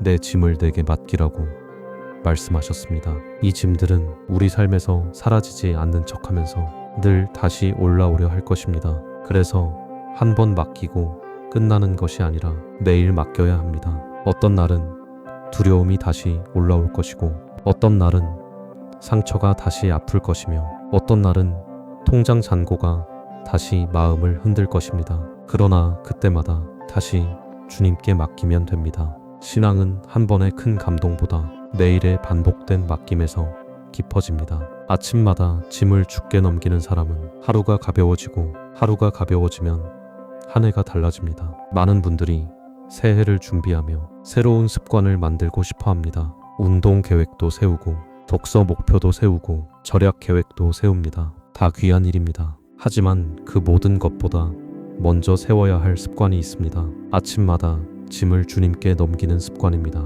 그 습관이 생기면 기도가 형식이 아니라 생존이 되고, 말씀이 의무가 아니라 길이 됩니다. 반대로 이 습관이 없으면 우리는 금세 자기 힘으로 돌아가게 됩니다. 그래서 새해 첫 아침에는 거창한 선언보다 먼저 맡김의 고백을 배우셔야 합니다. 주님, 제가 붙들던 것을 놓겠습니다. 제가 해결하려던 것을 맡기겠습니다. 제가 계산하던 것을 내려놓겠습니다. 주님이 오늘도 저의 주인 되심을 인정합니다. 이 한마디가 한 해 전체를 지키는 시작이 될 수 있습니다. 그리고 기억하십시오. 마음이 짐에 눌리면 말도 무거워집니다. 감사보다 한숨이 많아지고, 기도보다 계산이 많아지고, 소망보다 체념이 앞서게 됩니다. 그래서 짐을 맡기는 일은 생각만 가볍게 하는 일이 아닙니다. 입술을 바꾸는 일이고, 표정을 바꾸는 일이며, 가정의 공기를 바꾸는 일입니다. 한 사람의 마음이 하나님께 맡겨질 때 그 사람을 통해 흘러나오는 말도 달라집니다. 그래서 맡김은 개인의 위로에 머무르지 않고 가정과 일터에도 영향을 미칩니다. 혹시 지금 이런 마음이 드는 분도 있을 것입니다. 주님께 맡기면 제가 너무 무책임해지는 것은 아닐까요?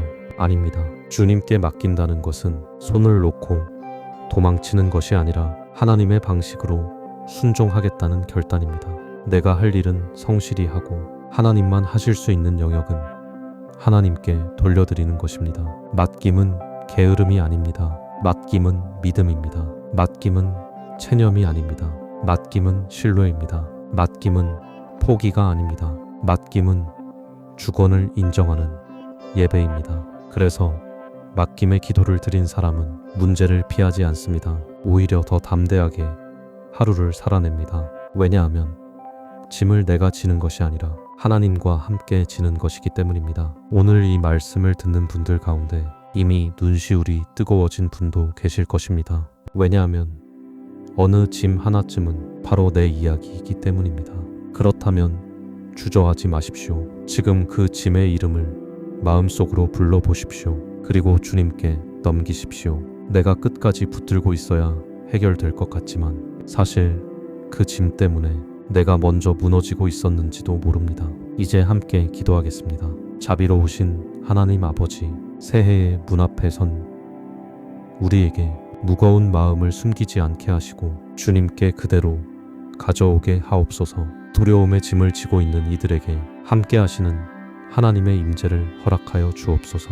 어제의 실패와 수치에 눌린 이들에게 용서와 새 시작의 은혜를 베풀어 주옵소서. 내일을 생각할수록 가슴이 답답한 이들에게 오늘의 만나와 오늘의 평안을 허락하여 주옵소서. 가정의 문제로 눈물 짓는 이들에게 주님께서 각 사람의 마음에 친히 찾아가 주옵소서. 생계와 물질의 무게에 눌린 이들에게 필요를 아시는 아버지의 손길을 경험하게 하옵소서.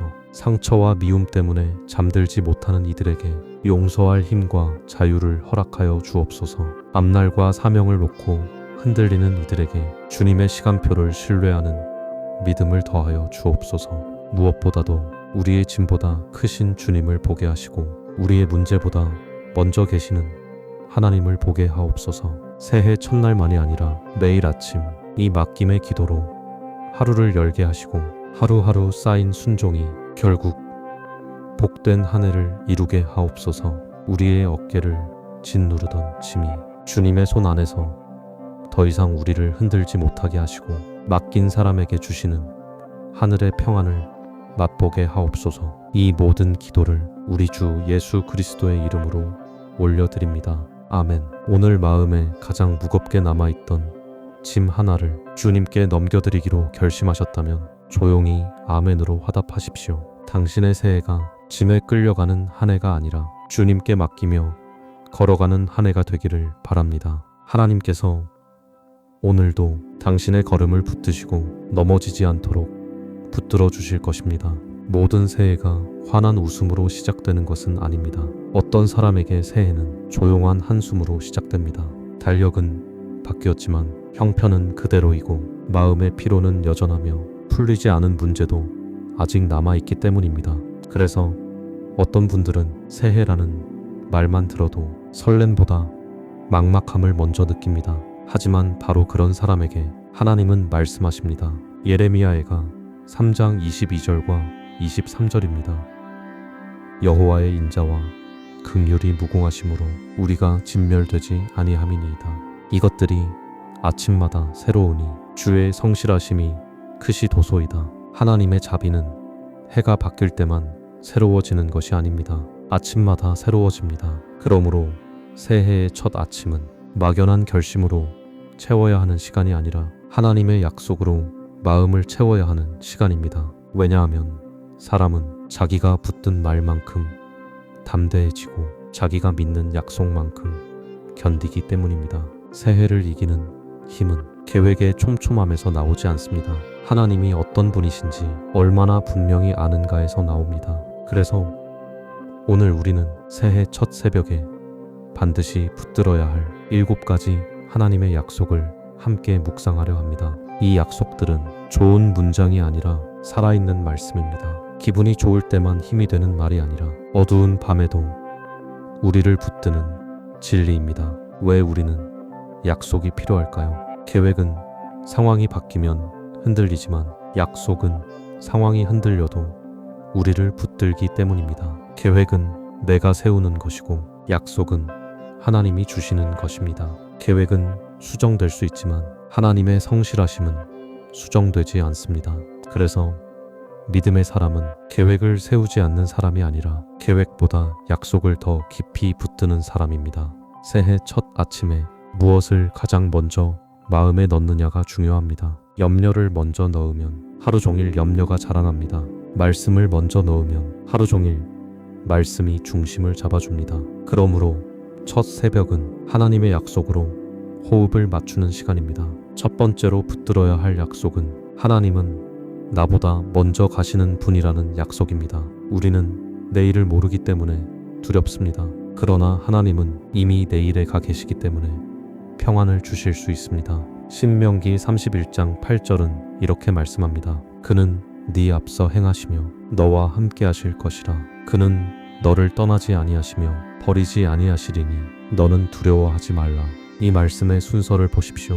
하나님은 먼저 함께 하신다고만 하지 않으십니다. 먼저 앞서 행하신다고 말씀하십니다. 이 말은 우리보다 먼저 문제의 자리로 가시고 우리보다 먼저 길이 막힌 곳을 보시며 우리보다 먼저 필요한 은혜를 예비하신다는 뜻입니다. 새해는 우리에게는 미지의 시간이지만 하나님께는 미지의 시간이 아닙니다. 그래서 우리는 모르는 길을 가더라도 버려진 길을 걷는 것이 아닙니다. 순천 조례동에 사시는 박성훈 집사님은 회사 구조 조정으로 인해 전혀 예상하지 못했던 다른 도시로 발령을 받게 되었습니다. 아이들 학교 문제도 걸렸고 낯선 환경에 적응해야 한다는 부담도 컸습니다. 집사님은 계속 이렇게 생각했습니다. 왜 하필 지금일까? 왜 이렇게 갑자기 모든 것이 바뀔까? 그러던 어느 새벽 신명기 말씀을 읽다가 하나님이 먼저 가신다는 구절 앞에서 멈추게 되었습니다. 그날 집사님은 조용히 고백했습니다. 주님, 제가 가는 곳이 아니라 주님이 먼저 가신 곳으로 간다고 믿겠습니다. 제가 이해하지 못해도 주님이 앞서 계심을 신뢰합니다. 그 고백 이후 환경이 바로 편해진 것은 아니었습니다. 하지만 집사님의 마음에는 이상할 만큼 조급함이 줄어들었습니다. 그리고 실제로 이사한 뒤 아이들에게 잘 맞는 학교와 가족이 정착할 수 있는 좋은 이웃들이 예상보다 빨리 연결되었습니다. 집사님은 나중에 이렇게 말했습니다. 내가 먼저 길을 찾아낸 것이 아니라 하나님이 이미 가 계셨다는 것을 뒤늦게 본 것뿐이라고. 사랑하는 여러분, 새해를 앞두고 어디로 가야 할지, 무엇을 결정해야 할지, 어떤 선택이 맞는지 막막한 분이 있습니까? 그럴수록 첫 아침에 이렇게 고백하십시오. 하나님, 주님이 제 앞에 먼저 가심을 믿습니다. 제가 먼저 문을 열어야 하는 인생이 아니라 주님이 여신 문을 따라가는 인생이 되게 하옵소서. 하나님이 앞서 가신다는 약속을 붙드는 사람은 낯선 길에서도 무너지지 않습니다. 우리의 문제는 앞서 가시는 하나님을 믿지 못해서라기보다 자꾸 내가 먼저 달려가 보려고 해서 더 커질 때가 많습니다. 내가 먼저 계산하고, 내가 먼저 확정하려 하고, 내가 먼저 불안을 결론으로 만들어 버립니다. 그러나 믿음은 하나님보다 앞서 뛰어가는 것이 아니라 하나님이 앞서 가심을 인정하며 따라가는 것입니다. 이 순서가 바로 서면 마음의 혼란도 조금씩 잠잠해집니다. 두 번째로 붙들어야 할 약속은 하나님은 지친 자에게 새 힘을 주시는 분이라는 약속입니다. 어떤 사람은 새해를 두려워합니다. 그러나 어떤 사람은 두려워할 힘조차 없이 지쳐 있습니다. 지난 한 해가 너무 고단해서 새해를 꿈꿀 에너지조차 남아있지 않은 것입니다. 몸이 지치고 마음이 지치고 기도까지 지친 분들이 있습니다. 이럴 때 많은 사람들은 조금만 더 버티자고 자신을 몰아붙입니다.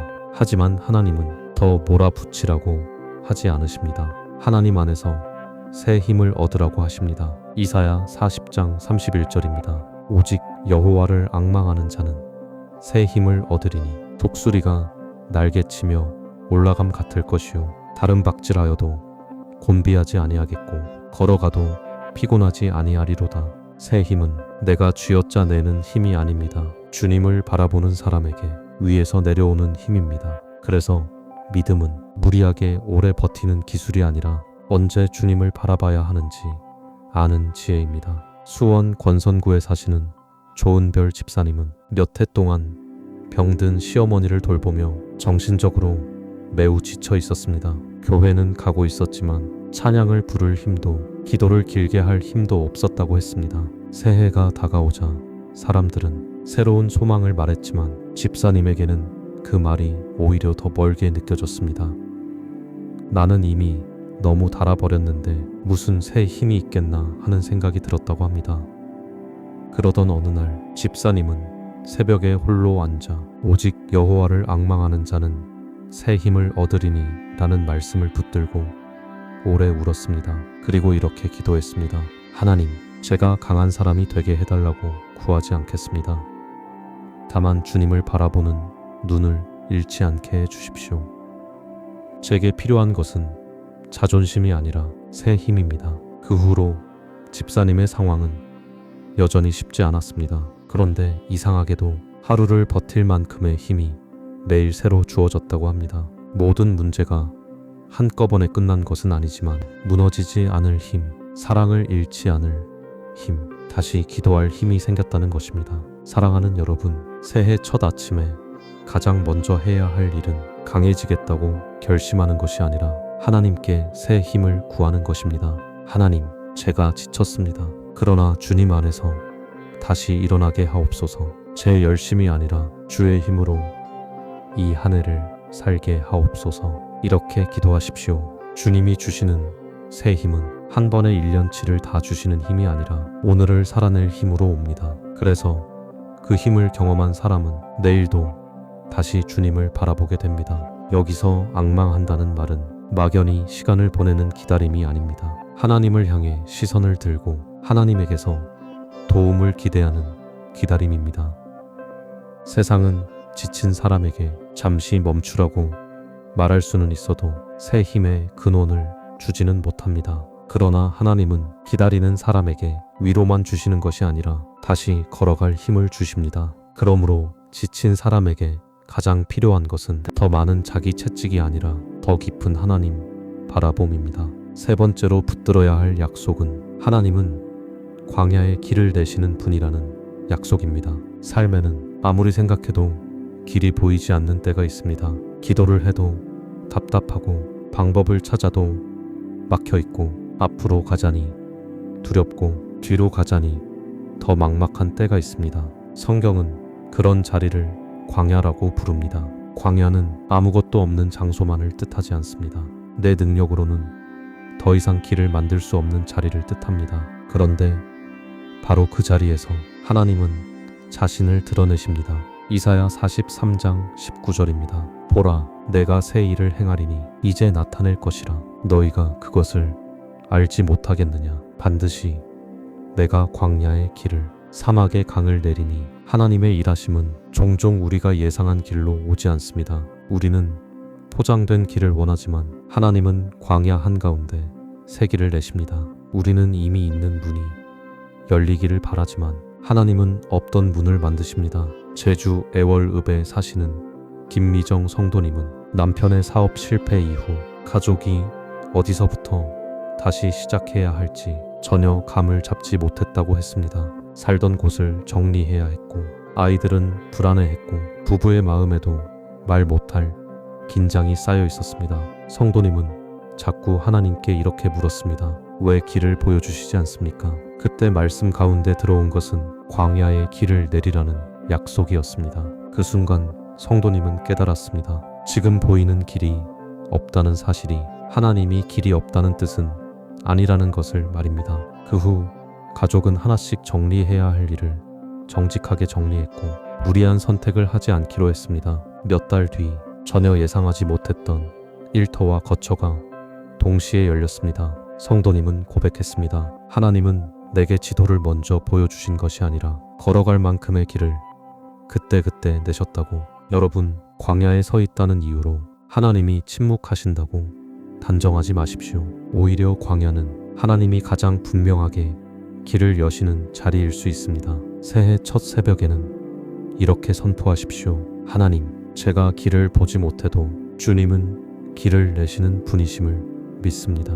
막힌 자리에서 원망하지 않게 하시고 새 일을 행하시는 주님을 보게 하옵소서. 많은 사람들은 하나님이 길을 여시면 모든 것이 즉시 분명해질 것이라고 생각합니다. 그러나 성경을 보면 하나님은 종종 다음 10걸음을 다 보여주시기보다 지금 순종해야 할 한 걸음을 비추십니다.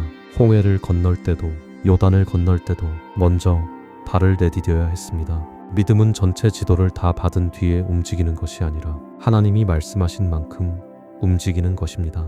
그러니 새해가 다 보여야만 순종할 수 있다고 말하지 마십시오. 오늘 보여주신 만큼 걸으면 내일 필요한 만큼 또 비추실 것입니다. 네 번째로 붙들어야 할 약속은 하나님은 숨은 눈물도 들으시는 분이라는 약속입니다.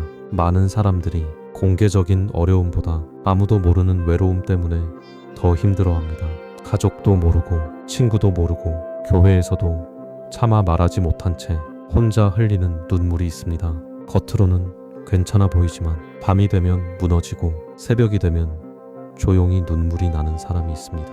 그런데 하나님은 그 감춰진 눈물을 놓치지 않으십니다. 시편 56편 8절에는 이런 고백이 있습니다. 나의 유리함을 주께서 계수하셨사오니 나의 눈물을 주의 병에 담으소서. 이것이 주의 책에 기록되지 아니하였나이까. 얼마나 놀라운 말씀입니까? 하나님은 우리 눈물을 그냥 보시는 분이 아닙니다. 담으시는 분입니다. 기억하시는 분입니다.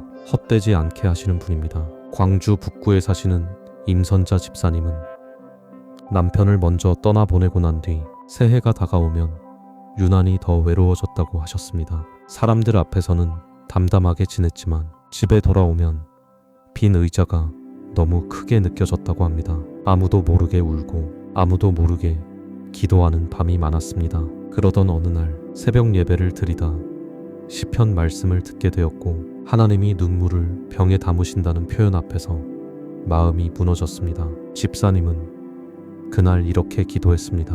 주님, 사람들은 제 눈물을 다 몰라도 괜찮습니다. 주님이 아시면 충분합니다. 제가 숨겨둔 슬픔까지 주님 앞에 올려드립니다. 그 후 집사님의 외로움이 완전히 사라진 것은 아니었습니다. 하지만 더 이상 혼자 우는 것 같지 않았다고 고백합니다.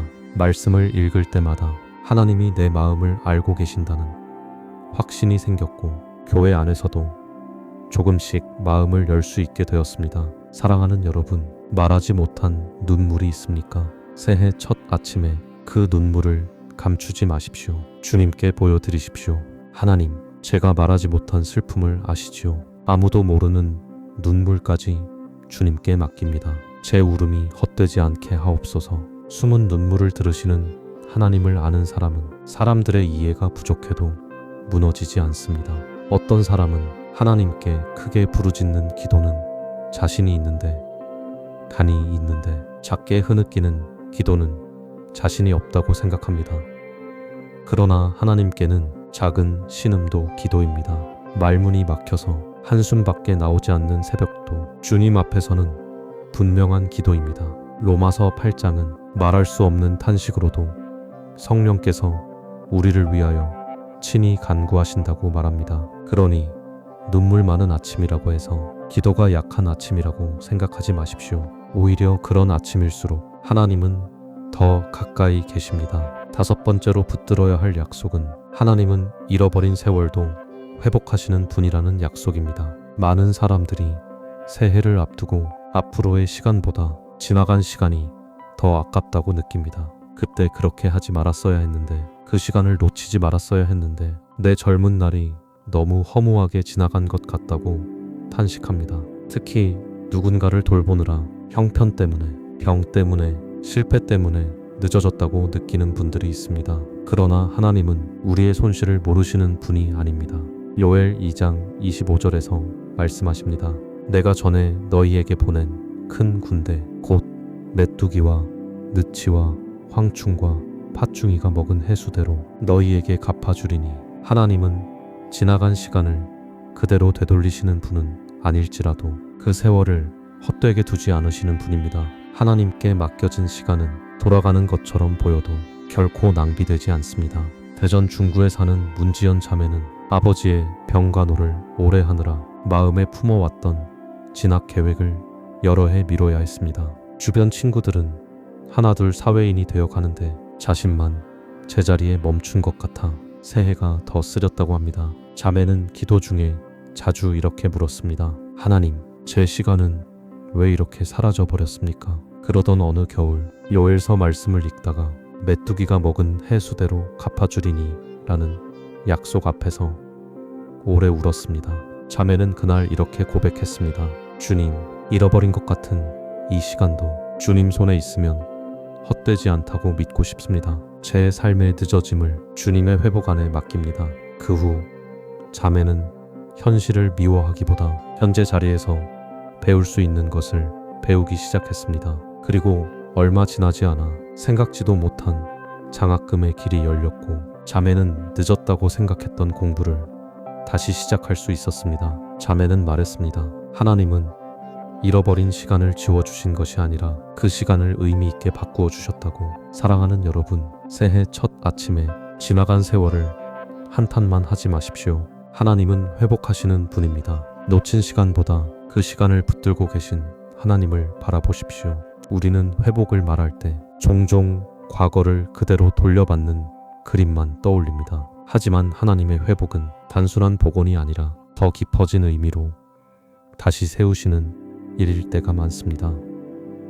그래서 하나님은 상한 시간까지도 간증으로 바꾸시고 늦어진 걸음까지도 다른 이를 위로하는 통로로 만드십니다. 메뚜기가 먹은 해 수대로 갚아주신다는 약속은 하나님이 우리의 허물을 그냥 지나치지 않으신다는 선언입니다. 이렇게 기도하십시오. 주님, 제가 아까워하는 세월을 주님의 회복에 맡깁니다. 늦어진 것 같아도 주님 안에서는 결코 끝이 아님을 믿습니다. 6번째로 붙들어야 할 약속은 하나님은 우리의 출입을 지키시는 분이라는 약속입니다. 새해가 되면 많은 사람들이 가족 때문에 더 많이 기도합니다. 어린 자녀를 둔 부모도, 군에 있는 아들을 둔 어머니도, 멀리 사는 가족을 생각하는 이들도 늘 마음 한쪽이 놓이지 않습니다. 내가 다 지켜줄 수 없기 때문입니다. 그럴 때 우리는 지킬 수 없는 것을 지키려 하다가 지쳐버립니다. 하지만 시편 121편 8절은 선포합니다. 여호와께서 너의 출입을 지금부터 영원까지 지키시리로다. 이 약속은 참 든든합니다. 내 눈이 닿지 않는 곳에도 하나님의 눈은 닿습니다. 내 손이 닿지 않는 곳에도 하나님의 손은 닿습니다. 그래서 우리는 모든 순간 가족 곁에 있을 수는 없어도 그들을 하나님 손에 맡길 수는 있습니다. 논산에 사는 이경희 집사님은 외아들이 군 복무를 시작한 뒤 하루에도 여러 번 마음이 무너졌다고 합니다. 전화가 오지 않으면 걱정되고 뉴스를 보다가도 가슴이 철렁했다고 합니다. 새해가 가까워질수록 이번 해도 아무 일 없이 지나가게 해달라는 기도만 반복되었다고 합니다. 그러던 어느 날 시편 121편을 읽다가 여호와께서 너의 출입을 지키시리로다 라는 말씀이 마음 깊이 내려왔습니다. 집사님은 아들의 사진을 앞에 두고 이렇게 기도했습니다. 주님, 제가 따라다니며 지킬 수 없습니다. 그러니 주님께서 지켜주십시오. 제 불안을 줄여주시고 주의 지키심을 믿는 믿음을 주십시오. 그 후 집사님은 아들을 생각할 때마다 염려의 말을 반복하는 대신 짧게 시편 121편을 선포하기 시작했습니다. 마음이 불안할 때마다 지키시는 이는 졸지도 아니하시고 주무시지도 아니하신다는 말씀을 되새겼습니다. 집사님은 고백했습니다.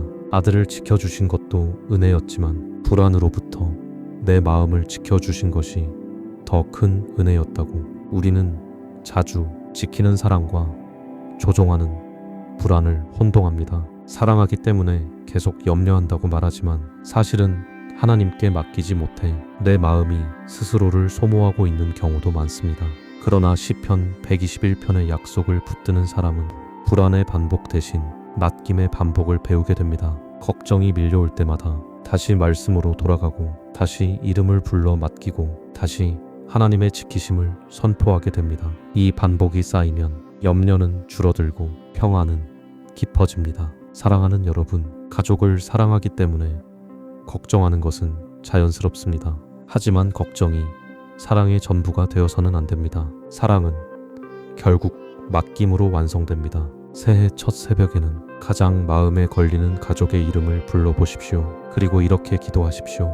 하나님, 제가 미치지 못하는 자리에까지 주님의 지키심이 가게 하옵소서. 제가 불안으로 붙드는 대신 믿음으로 맡기게 하옵소서. 마지막 7번째로 붙들어야 할 약속은 하나님은 시작하신 일을 끝까지 이루시는 분이라는 약속입니다. 이 약속은 특별히 믿음의 여정을 걷는 우리에게 중요합니다. 왜냐하면 우리는 종종 하나님이 시작하신 것 같은데 왜 아직도 완성되지 않았는지 묻게 되기 때문입니다. 왜 내 성품은 아직도 이 모양인가? 왜 내 기도는 아직도 응답되지 않았는가? 왜 내 가정과 삶은 아직도 이렇게 더딘가? 그럴 때 우리는 하나님의 침묵을 포기처럼 오해합니다. 그러나 빌립보서 1장 6절은 분명히 말합니다. 너희 안에서 착한 일을 시작하신 이가 그리스도 예수의 날까지 이루실 줄을 우리는 확신하노라. 하나님은 시작만 하고 떠나시는 분이 아닙니다. 시작하신 일을 끝까지 책임지시는 분입니다. 그래서 믿음의 사람은 완성된 자신을 보아서 희망을 갖는 것이 아니라 완성하실 하나님을 보아서 희망을 갖습니다. 속초 조양동에 사시는 류재환 집사님은 오랜 시간 술 문제로 가정과 믿음이 무너졌던 분이었습니다. 주님께 돌아온 뒤에도 자주 흔들렸고 스스로를 볼 때마다 실망했다고 합니다. 새해가 다가오면 이번에는 정말 달라져야지 결심했지만 몇 번의 실패를 겪고 나서는 아예 자신을 믿지 않게 되었다고 했습니다. 그러던 중 성경 공부 모임에서 착한 일을 시작하신 이가 이루신다는 말씀을 듣게 되었습니다. 집사님은 그 말씀이 이상하게 마음에 남았습니다. 내가 나를 끝까지 바꾸는 것이 아니라 하나님이 나를 끝까지 붙드신다는 뜻처럼 들렸기 때문입니다. 그날 집사님은 집에 돌아와 아주 짧게 이렇게 기도했습니다. 주님, 저는 저를 신뢰하지 않겠습니다. 대신 저를 시작하신 주님을 신뢰하겠습니다. 넘어져도 다시 일으키시는 주님께 제 남은 생을 맡깁니다. 그 이후 집사님의 싸움은 단번에 끝나지 않았습니다. 하지만 이전과 달라진 것이 있었습니다. 넘어질 때마다 포기하지 않고 더 빨리 주님께 돌아오게 되었다는 것입니다. 집사님은 말했습니다. 하나님은 나를 완성품으로 사랑하신 것이 아니라 완성해 가시면서도 사랑하셨다고. 사랑하는 성도 여러분, 혹시 자기 자신 때문에 낙심하고 있습니까? 아직 변하지 않은 부분, 여전히 더딘 기도, 여전히 완성되지 않은 삶 때문에 마음이 무거운가요? 그렇다면 새해 첫 아침에 이 약속을 붙드십시오. 하나님은 아직 끝내지 않으셨습니다. 하나님은 아직 포기하지 않으셨습니다. 하나님은 시작하신 일을 이루시는 분입니다. 하나님이 이루시는 일은 대개 우리가 원하는 속도보다 느리게 느껴집니다. 그래서 우리는 자주 답답해합니다. 하지만 느리다고 해서 멈춘 것은 아닙니다. 흙 속의 씨앗도 보이지 않는 동안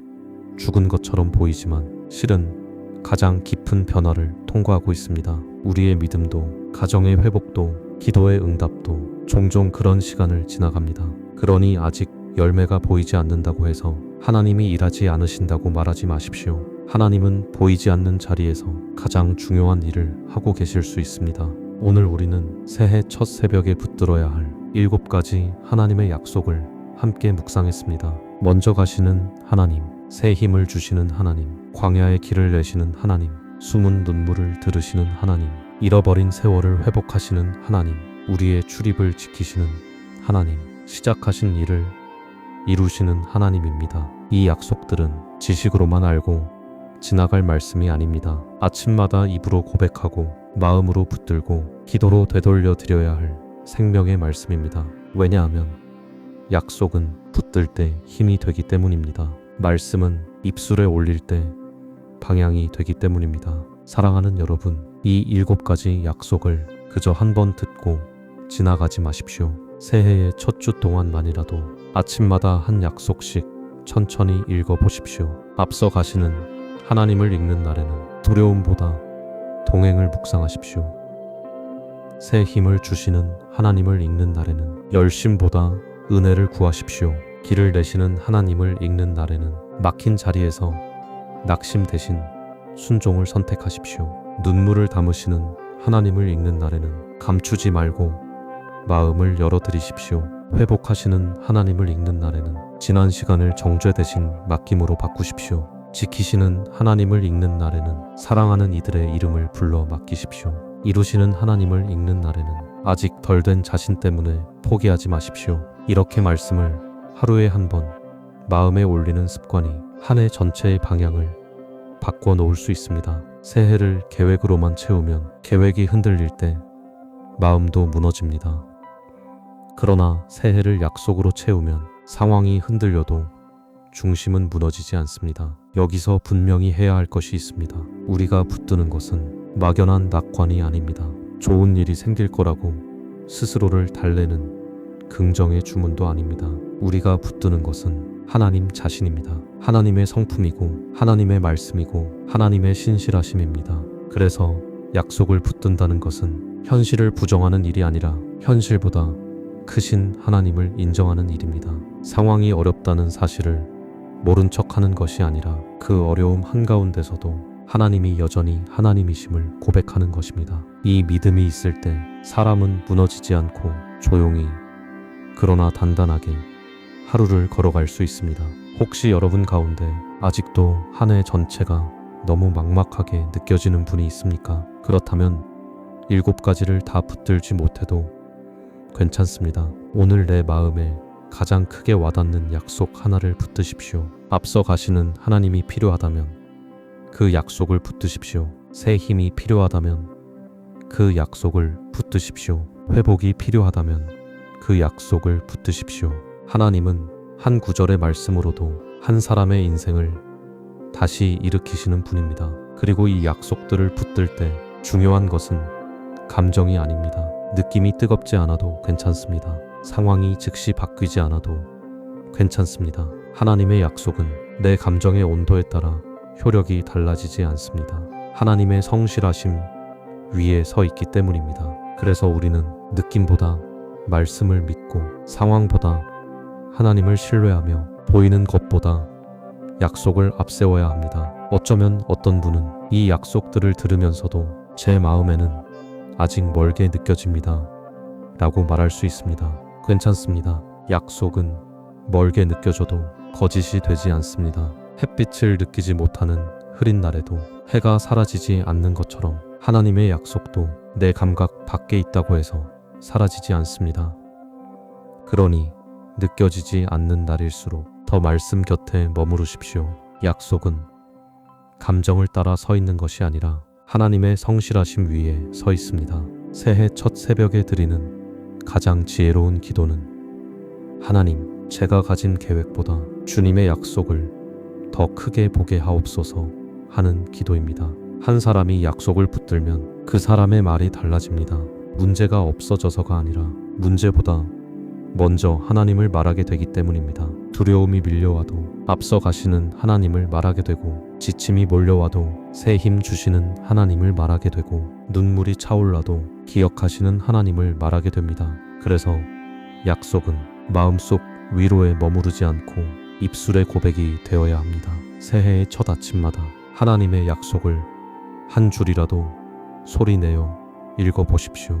그 고백이 하루의 방향을 붙들어 줄 것입니다. 이제 함께 기도하겠습니다. 신실하신 하나님 아버지, 아침마다 새로우신 주의 자비를 찬양합니다. 새해의 문 앞에 선 우리 마음에 사람의 소리보다 하나님의 약속이 더 크게 들리게 하옵소서. 앞날이 막막한 이들에게는 먼저 가시는 하나님을 보게 하시고, 지쳐있는 이들에게는 새 힘 주시는 하나님을 경험하게 하옵소서. 광야 같은 자리에 선 이들에게는 길을 내시는 하나님의 손을 보게 하시고, 아무도 모르는 슬픔 속에 있는 이들에게는 눈물을 담으시는 주님의 위로를 허락하여 주옵소서. 잃어버린 시간 때문에 아파하는 이들에게는 회복하시는 하나님의 약속이 심령 깊이 내려오게 하옵소서. 가족을 생각하면 염려가 앞서는 이들에게는 출입을 지키시는 하나님의 평안을 허락하여 주옵소서. 자기 자신 때문에 낙심하는 이들에게는 끝까지 이루시는 하나님의 신실하심을 믿게 하옵소서. 무엇보다도 이 7가지 약속이 종이에 적힌 글자가 아니라 우리의 아침을 붙드는 생명의 말씀이 되게 하시고, 하루의 시작마다 이 약속을 되새기며 걷는 복을 허락하여 주옵소서. 우리의 확신이 사람에게서 오지 않게 하시고, 형편에서 오지 않게 하시고, 오직 살아계신 하나님에게서 오게 하옵소서. 그래서 한 해의 끝에 가서 돌아볼 때 우리가 잘해서가 아니라 약속하신 하나님이 성실하셨기 때문에 여기까지 왔다고 모그션 담대히 고백하게 하옵소서. 이 모든 기도를 우리 구주 예수 그리스도의 이름으로 올려드립니다. 아멘. 오늘 이 말씀 가운데 유난히 마음에 깊이 남는 약속 하나가 있다면 그 약속을 하루 종일 마음에 품고 걸어가십시오. 새해는 아직 시작되었고 하나님은 이미 일하고 계십니다. 새벽마다 새로우신 주님의 자비가 당신의 걸음보다 먼저 당신을 맞이하게 되기를 바랍니다.